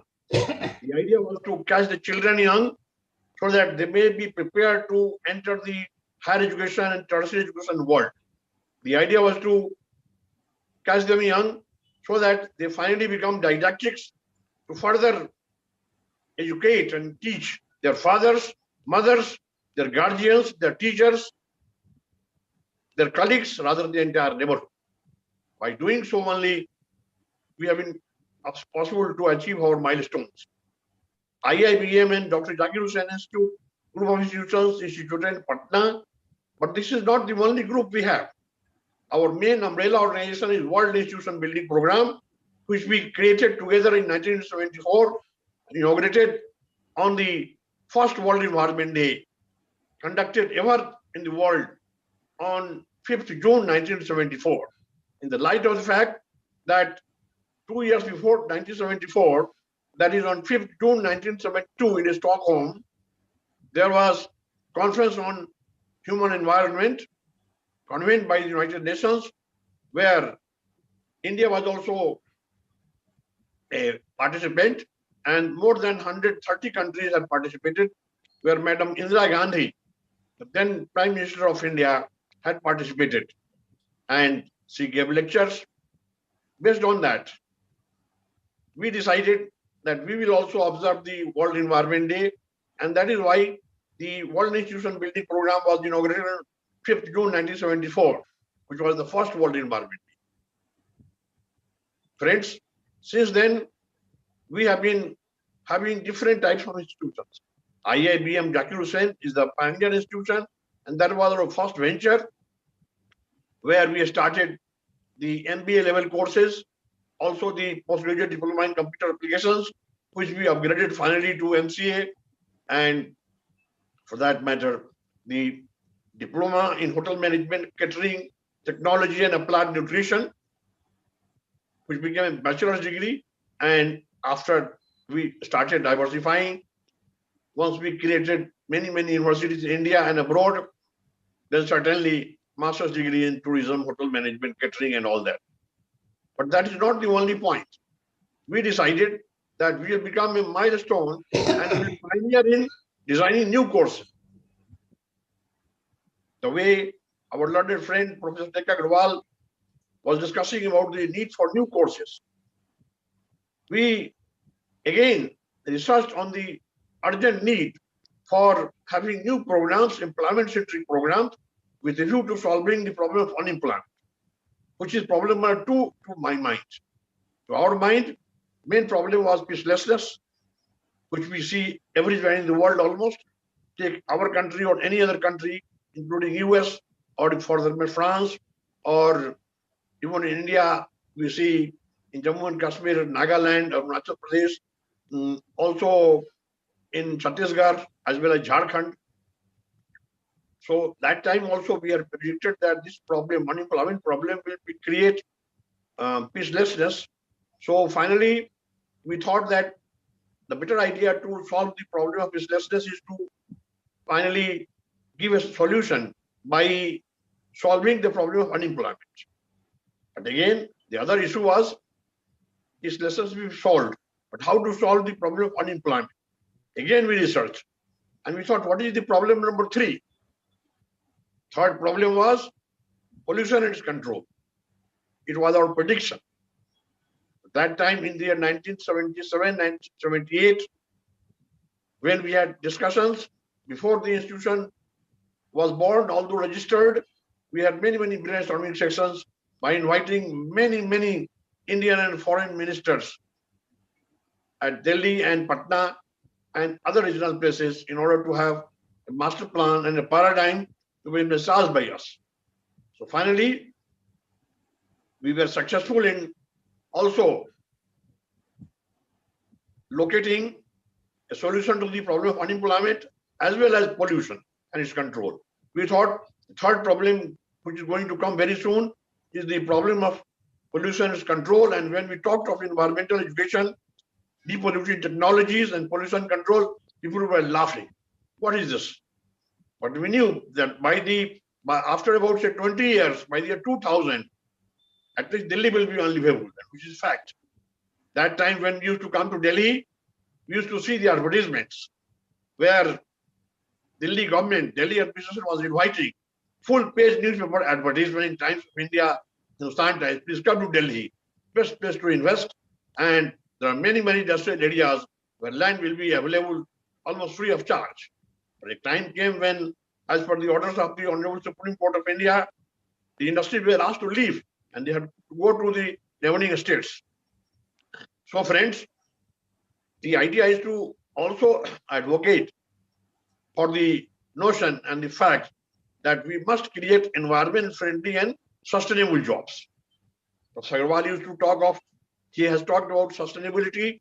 So since 1985, since 1986, when the Brundtland report came regarding sustainable development, before that this was not common. But from the year 1986 only, we started researching and writing books on sustainability, and we thought we have to depollute our country and the world by having a marriage of unemployment with pollution, by having a friendship of unemployment pollution for creating environment-friendly and sustainable jobs. Friends, we also used to say that once there is a marriage, maybe after 9 months, 10 months, 2 years, there will be a child. So the name of the child will be Padyanukulit Rojgar, eco-friendly job. In Hindi we call it Padyanukulit Rojgar. It means we have to really see we cannot say that we'll kill two birds with one stone. No, it's not a very good proverb, because killing a bird is unethical. Something like, warning two enemies with one single bullet. So we did that, and then the next problem which we predicted, which is coming true today, that the system of education through which Professor Agrawal was taught, I was taught, even today all of you are taught, has the need for some modification. Unless that is done, it is very unlikely that the problem of unemployment will be solved. In that case, we have to also see that we also introduce subjects like entrepreneurial education with a view to having more number of job givers than job seekers. The fifth problem, which was also in our mind, was the population explosion. And then we thought it is very much essential to have a controlled population size. And for that matter, we collaborated with the United Nations Fund for Population Activities, UNFPA, which now is known as United Nations Population Fund, and we organized liberal grants for the government of Bihar to give birth to many institutions, and many of them are prospering in the Indira Gandhi Institute of Medical Sciences campuses, like Bihar Institute of Health and Family Welfare, and also many other institutions. So we advocated that if we really want to have a controlled population size, the answer is in having a new communication system. The present system of communication is not good. Nobody understands. We have to have a new communication strategy for better family planning by having jargons and also the messages for Hindus differently, for Christians differently, again for Sikhs differently, Muslims differently, Jains and Bauds differently, because religion has a great effect in population control. So that was also done. Once it comes to sustainability education, we thought coming to Delhi is a must. And after 5 years of existence at Patna, we migrated to Delhi also, where we established the Indian Institute of Ecology and Environment, which is a major component of our group. It has produced more than 1 million students, which is a world record in the area of ecology, environment, disaster management, sustainable development, peace studies, conflict resolution, intellectual property rights, human rights, bioinformatics, geoinformatics, then environmental communication, besides biotechnology and nanotechnology. All these subjects are there. New subjects are being added. As Professor Agrawal said, that we have to have more number of vocations, more number of professions, and if there are more professions, more types of courses will be required. In that context, Professor Uttam Kumar Singh and myself were engaged in publications work. Until now, we have produced only 6,500 books, which are needed in different universities. Even the Global Open University in Nagaland, which is a state university in the government of Nagaland, has 450 bachelor's, master's, and doctoral degrees. And as Professor Agrawal knows, if the Open University is there, then all the study materials are to be printed and given. Unlike the conventional universities, where the syllabus is given and the teachers have to write on the whiteboard or blackboard something, and then it is obsolete also sometimes. So we have produced more than 19 lakhs pages of A4 size by way of preparing self-instruction materials. Besides that, we also thought of having a master's degree, PhD, and a bachelor's degree in sustainable development. Because Professor Agrawal is right by saying that we need to have a policy which will be sustained by our Mother Earth. We need to have a job policy which will be sustained by Mother Earth. We need to have a developmental policy which could be sustained by the Mother Earth of Delhi. Most of the cities are unsustainable. So knowledge about sustainable development and environmental sustainability and other types of sustainability as per the Millennium Development Goals are to be achieved very, very soon. Friends, once it came to also diversifying the area of management, as Professor Agrawal suggested, that we must have some diversification in the existing curriculum and by modifying the same. So far, MBA is concerned, whereas in Patna we have 4 or 5 specializations, but from Delhi, when we had to conduct students globally by admitting at least 50 to 70,000 students from all over the world, we approached the UGC and said that we want to have more number of specializations. They said, how many? I said, we want to have MBA with 55 specializations. Certainly, when we select 1 or 2 paper specializations, they laughed at us. Said, there's no need to take our permission, but you will have a long face if you will not have students in more than 40 specializations. I said, risk is ours. And we are glad to inform all our friends that in the year 2006 and 7, when the number of specializations offered were about 55, including all types of management, agricultural management or political management, for that matter, social welfare management or disaster management or sustainability management, all types of management were there. So about 400 to 500 students were there in every course. Institutional management. So there is a need to innovate. Now, once it comes to the number of students from different countries and our visits there to help those countries, governments basically, by not only creating new universities, but by strengthening the existing curriculum of different vocational and job-oriented courses. Countries include Argentina, Chile, Brazil, Uruguay, Paraguay, Panama, Colombia, Venezuela, Canada, USA, Mexico. Then in Europe, Italy, Spain, Germany. Then also Switzerland, Liechtenstein, Malta. Coming to the African countries, we have students and our consultancy units in Zambia, Uganda, in Tunisia, in Algeria, Morocco, also in Ethiopia, Ghana, Kenya, and also in the Oceania, that is in Australia and Papua New Guinea, and for that matter, other countries like even smaller countries like the country which is where the sun rises for the first time is Kiribati. People call it Kiribati, which is wrong. It is written as Kiribati, but pronounced as Kiribati. In Asia, almost every country has been covered by us. We also visited Sri Lanka, Maldives, Nepal, Bhutan, South Korea, for that matter, Laos, Vietnam, Singapore, Thailand, Mongolia, all those countries. So everywhere in the world, we have our collaborative units, and we have ourselves financed many universities. But finally, in 2010, we thought we are getting older. We were almost 59, 60 years of age. So that way, we decided to gift all the universities to the local governments, and we thought we'll concentrate in India.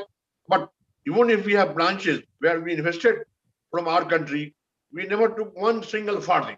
That was our main concern. Let no government feel that we have started these activities not for social welfare, but for own gains. If the money was surplus, it was invested in those universities. That is the science of an art of institution building. Myself and Professor Zakir Singh had researched too much about institution building, about the art and science of institution building. Why an institution is established, how it is strengthened, how it stagnates, why does it die of a natural death, why it is murdered. Everything we were researching, and we gave advice and consultancy to more than 150 universities in India. And we also gave birth to the Confederation of Indian Universities. So the Global Open University Nagaland, Indira Gandhi Technological and Medical University of Arunachal Pradesh, and the Delhi-based institution with campuses in Vrindavan, in Goa, in Chennai, also in Dehradun, Patna, Ranchi, Dhanbad, Jamshedpur, Munger, Bhagalpur, Muzaffarpur, many places.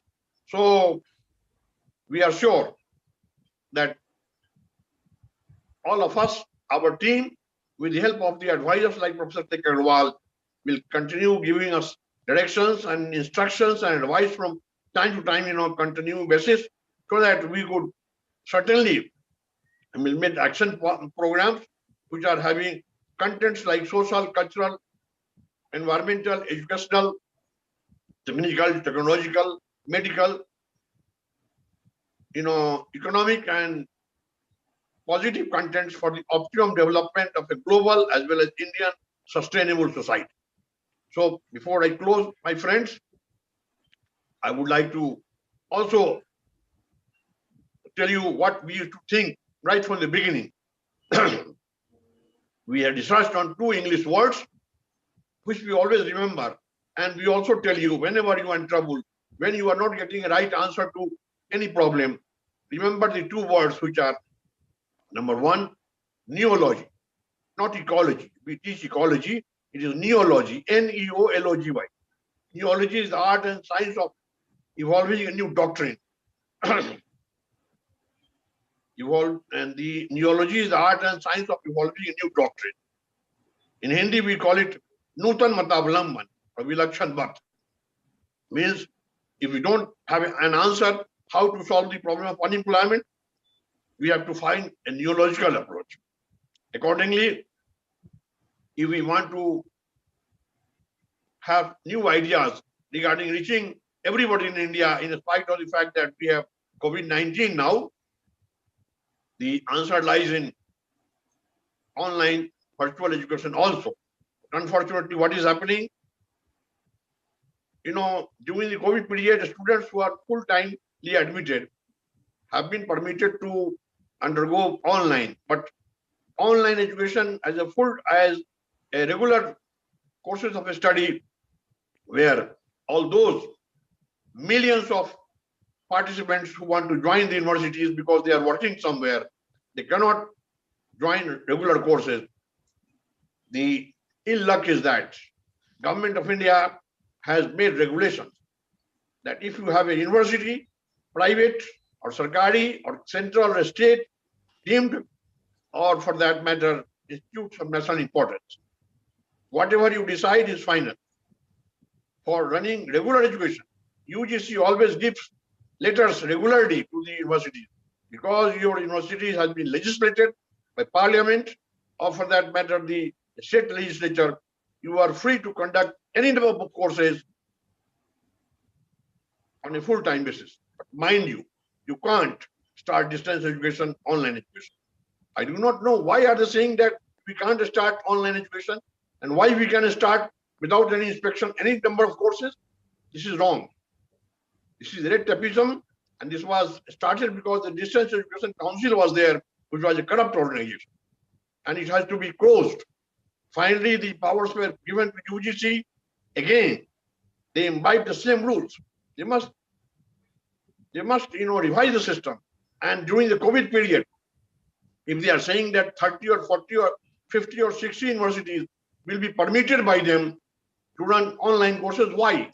Why not all the 1,200 plus universities, central, state, deemed private, or for that matter, institution of national importance, all should be allowed and asked rather. They must, UGC and Government of India, MHRD and Ministry of Education must make circular. That is a must. You must start online education, and you cannot just run full-time education. That way we will be having the milestone of success. The other word I was saying that is neocracy. Neocracy is nothing but governance by new people. Nutan Sashan. Because Professor K Agrawal came to Guru Gobind Singh IP University, who had new ideas, so new faces always help us. In Government of India, you will find the same political leaders are there for the last 25, 30 years. No.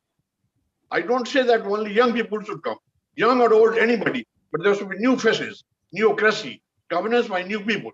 So by having a mixture of neocracy and neology, we can reach the milestone of success, also in the light of the fact that we need more number of job givers and job seekers, and those who have lost jobs would also learn from online courses, vocational employment centric and professional courses.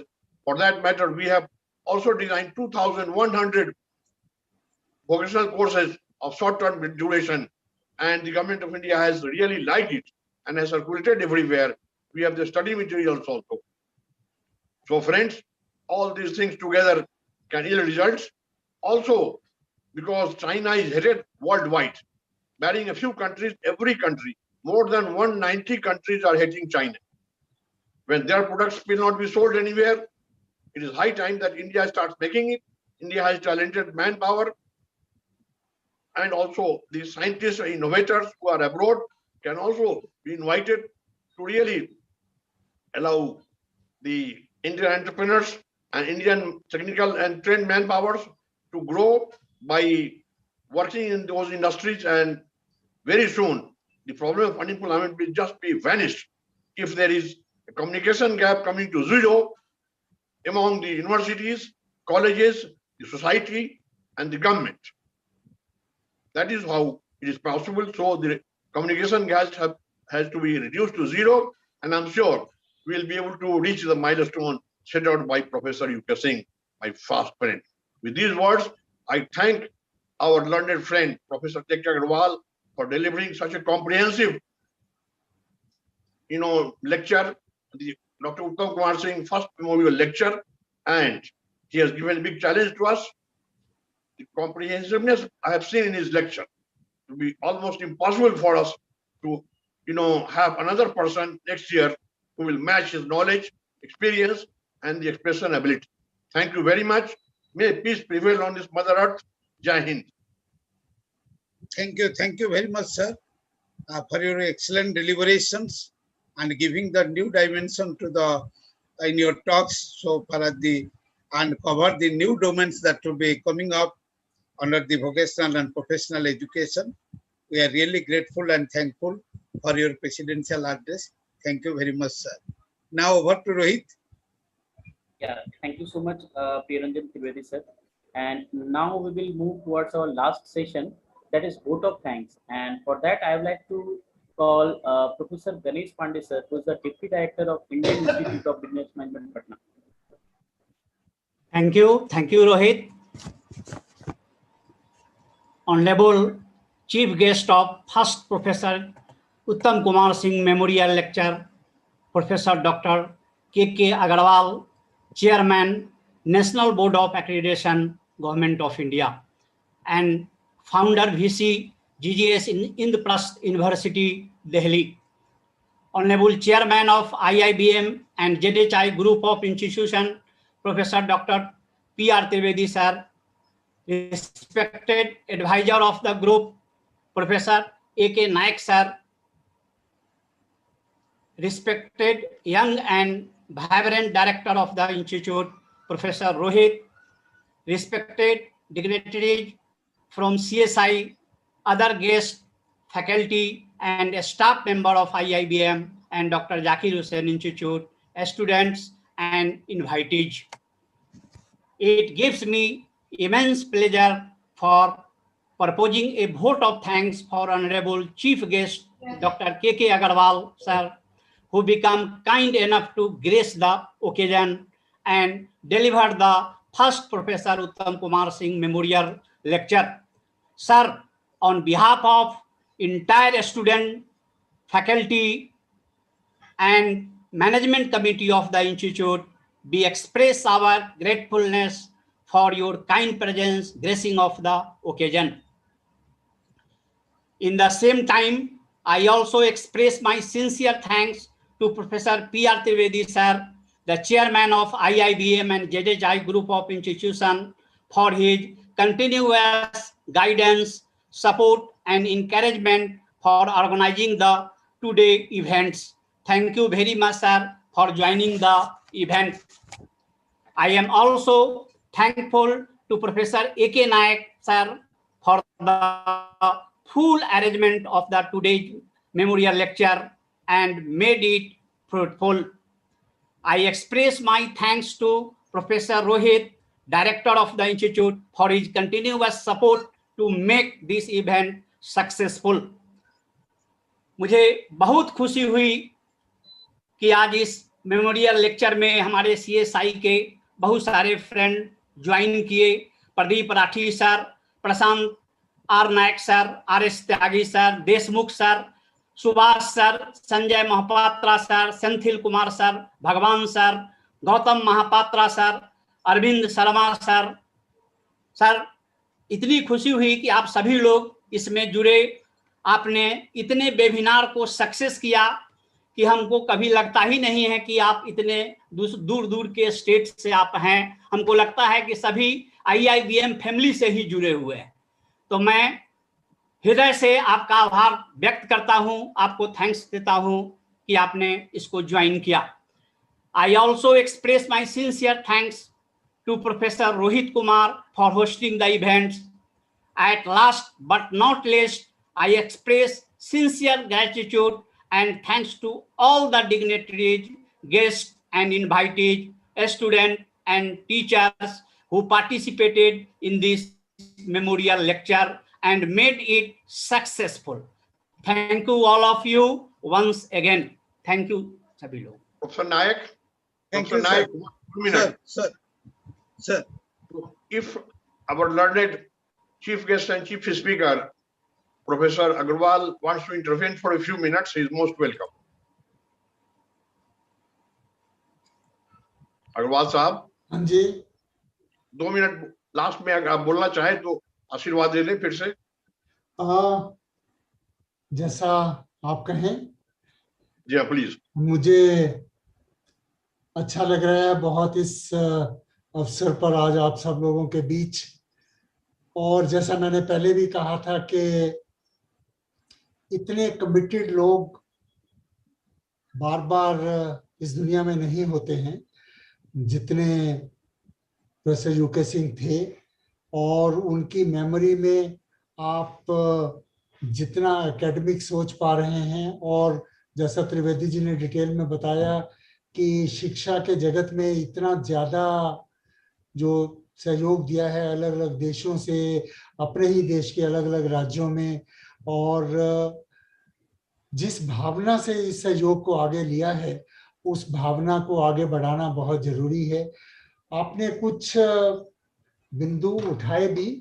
मुझे लगता है इस देश में परिवर्तन हो रहा है, लेकिन उतनी तेजी से नहीं हो रहा जितनी तेजी से मैं सोचता हूं। तो लेकिन शायद समय थोड़ा और लगेगा। लेकिन मेरा ये मानना है कि कुछ ऐसी चीजें होती हैं जो रुक नहीं सकती। वो जिसे कहते हैं ना कि if the time has come it will happen. मैं बहुत बार उदाहरण देता हूँ। मैं IT का स्टूडेंट था कि चाइना जैसे कम्युनिस्ट देश में जब डिश एंटीना बैन था तो आधे घरों में डिश एंटीना लग गया था। तो जब किसी चीज का समय आता है तो उसको कोई सत्ता, कोई शासन पे रोक नहीं सकता। तो मुझे लगता है अब ये समय आया है इस देश में कि हमें शिक्षा में 2-3 बिंदुओं को ध्यान में रख के ही आगे बढ़ना पड़ेगा। और जैसे फॉर एग्जांपल GER की बहुत बात होती है, और अभी भी एजुकेशन पॉलिसी में कहा गया कि 50% GER हम अचीव करेंगे। अरे भैया, आपके 12वीं में ही 45% बच्चे पास हो रहे हैं, तो 50% GER कहाँ से हो जाएगा? तो हमें जब चीजों की टोटलिटी की तरफ देखेंगे, स्कूल एजुकेशन को पहले इम्प्रूव करना पड़ेगा, स्कूल एजुकेशन में भी वोकेशनलाइजेशन को लाना पड़ेगा, और चीजों को एक बैलेंस तरीके से देखना पड़ेगा। आजकल क्योंकि रोज ही 1-2 वेबिनार नेशनल एजुकेशन पॉलिसी पे करने पड़ते हैं, तो लोग अभी तक फ्लेक्सिबिलिटी का मतलब ये समझ रहे हैं कि जैसे बस अब तो सब स्वतंत्र हो गया। फ्लेक्सिबिलिटी का मतलब ये है कि things can be done in different ways. Flexibility का ये मतलब नहीं है things can be done in any chaotic वे। तो ये जो डिफरेंसेस हैं, अभी थोड़ा सा मैच्योरिटी लेवल और आना पड़ेगा, जिसमें मैं कल भी घर में बात कर रहा था। फ्लेक्सिबिलिटी का फर्स्ट पोस्टुलेट हाइपोथेसिस तो यही होगा, where can you be flexible and where you can not be. और मैं हमेशा उदाहरण देता हूँ इंटरनेट का। इंटरनेट का कोई ओनर नहीं है, इंटरनेट पे लाखों करोड़ों कंप्यूटर जुड़े हैं, बहुत डिसिप्लिन्ड है, बहुत ऑटोनोमस है। आप कंप्यूटर पे बैठ के कुछ भी कर सकते हैं, लेकिन आप कुछ भी गलत नहीं कर सकते। तो मेरे ख्याल से ऑटोनोमस एजुकेशन सिस्टम को धीरे धीरे उस लेवल पे आना पड़ेगा जो आपने डिफरेंट मोड्स ऑफ एजुकेशन कहा। यदि आपने 50% GER अचीव करना है तो ये मैं एक लेक्चर में मैंने कहा था, if we learn to replace the word और by the end, then most of the problems will be solved. Let us not discuss formal education or distance education, online education or classroom education, science education or engineering education, arts education or science education, school education or college education. हमें सब कुछ इकट्ठा करना है और इस सारे और को यदि हम एंड में परिवर्तन कर देंगे तो मुझे लगता है धीरे धीरे हम सारी समस्याओं को सॉल्व कर लेंगे। I am a hardcore optimist और इस आशा से रहता हूं कि हम सब मिलके इस महान देश को आगे बढ़ाते रहेंगे।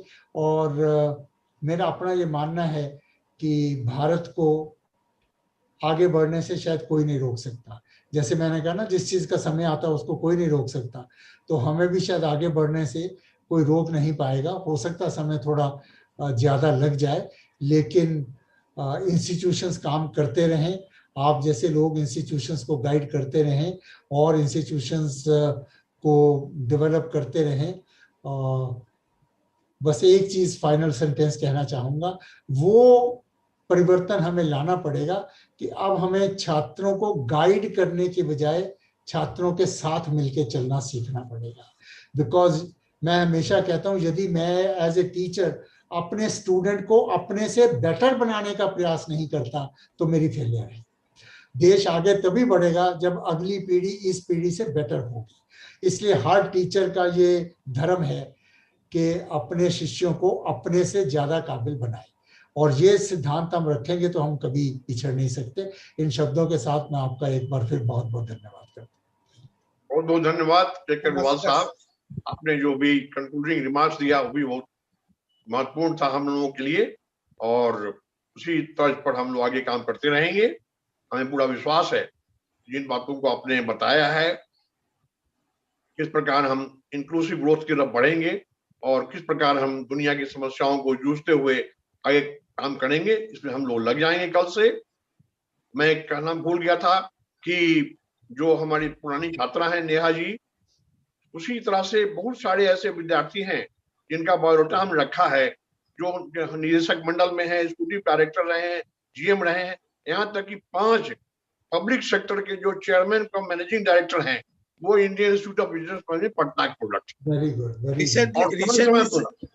समय समय पर जब भी ऐसा हुआ है तो उनको हमने कन्वोकेशन में, एनुअल फंक्शन में, मैं यहाँ से दिल्ली से ले गया हूँ, जो दिल्ली में पोस्टेड थे या पब्लिक सेक्टर के किसी और कार्यालय में थे, और चेयरमैन का मैनेजिंग डायरेक्टर होना बहुत बड़ी बात है। और बहुत अच्छा, आप बढ़ते रहिए और हमसे जो भी सहयोग आपके कार्यक्रमों में होगा, आपके प्रयासों में होगा, हम सब करेंगे। हमारा कर्तव्य है, क्योंकि मिलजुल कर ही आगे बढ़ना है, और collaboration is the name of the game which we have to play. और लेकिन इस देश में अच्छा काम करने वाले भी इतने ज्यादा हैं कि वो काफी है। मैंने एक कन्वोकेशन में कहा था कि इस देश के नेगेटिव लोगों को एक सेकंड के लिए भूल जाया जाए और सिर्फ पॉजिटिव लोगों की गिनती की जाए तो वो भी यूके से बहुत ज्यादा है। तो फिर यूके से ज्यादा डेवलपमेंट तो हमारा होना ही चाहिए। तो हम नेगेटिव लोगों को जस्ट भूल जाएं, उनको सेट असाइड, और पॉजिटिव लोगों को इकट्ठे करके आगे बढ़ते जाएं, तो ये देश कहीं नहीं पिछड़ता। अभी सर रिसेंटली हमारा एक छात्र old alumni U D Choubey, mister U D Choubey, जो कि gas authority of India limited का CMD से रिटायर किए, तो मैनेजमेंट स्टूडेंट ऑफ 82 बैच। नहीं, your institution has produced great people and continue to do that and use them also to produce still greater people, because challenges have become greater. 42 में different, 42 years before different किस्म के challenge थे, because you had nothing to move on. अब challenge ये है, you have reached enough level and challenge is to reach मैं हमेशा कहता हूँ किसी स्टूडेंट को 60% से 70% नंबर लाने के लिए प्रयास करना इतना लगता है, लेकिन जब 95 से 96 जाना पड़ता है तो प्रयास बहुत ज्यादा करना पड़ता है। तो अब आपकी स्टेज सेकंड आ गई है तो उसमें प्रयास बहुत ज्यादा होगा फॉर इवन स्मॉल इम्प्रूवमेंट्स, लेकिन वो करने पड़ेंगे और आप लोग करोगे, मुझे पूरा विश्वास है। बहुत बहुत धन्यवाद। इसके पहले कि मैं बाकी प्रतिभागी हैं उनको भी धन्यवाद दूं, मैं कहना चाहूंगा कि हमारे ग्रुप ने बहुत सारी किताबें छापी हैं जो हमारे महापुरुषों के जीवन पर है, चाहे वो लाल बहादुर शास्त्री हो, अटल बिहारी वाजपेयी हो, रामनाथ कोविंद जी हो, या प्रधानमंत्री हो। प्रधानमंत्री जब ओथ लिए थे नरेंद्र मोदी साहब, उसी दिन हमने उनको पुस्तक भेंट की 1000 कॉपी, और हमने कहा कि यह आपकी बायोग्राफी है और बहुत सारी आपकी क्वालिटी जो कोई नहीं जानता है। 1 महीना गुजरात में रह करके, क्योंकि हम लोगों का मूलतः वहीं से होंगे, इसलिए उसको छापा। जब हमने रामनाथ कोविंद जी से बात की, जब उनका रिजल्ट निकलने वाला था, हमने कहा कि आप पर किताब लिख रहा हूं। तो उन्होंने कहा कि आप लिख तो रहे हैं, लेकिन you will not right a book, you will write a booklet, because hardly somebody knows me. I said, sir, I tell you, I will come with a 400-page A4 size, not my size, book with your good self in Hindi and English. So we were successful, and these are also giving motivation to the Honorable Prime Minister and President that we are doing something and we are with them, and we want to help the government in a big way in reaching the milestone of success for achieving the desired results. बिल्कुल करिएगा, आप कर पाएंगे और मेरी बिल्कुल शुभकामना आपके साथ। प्रणाम। Thank you, sir. Thank you very much. Thank you. Rohit? Yes, sir. Okay, so at last, I pray God to have a great success for this first Professor Uttam Kumar Singh Memorial Lecture. And with all your kind graces, I like to sign off our today's meeting. And thank you so much, all of you. Thank you so much, respected guests and dear participants. They have joined. Thank you. Thank you.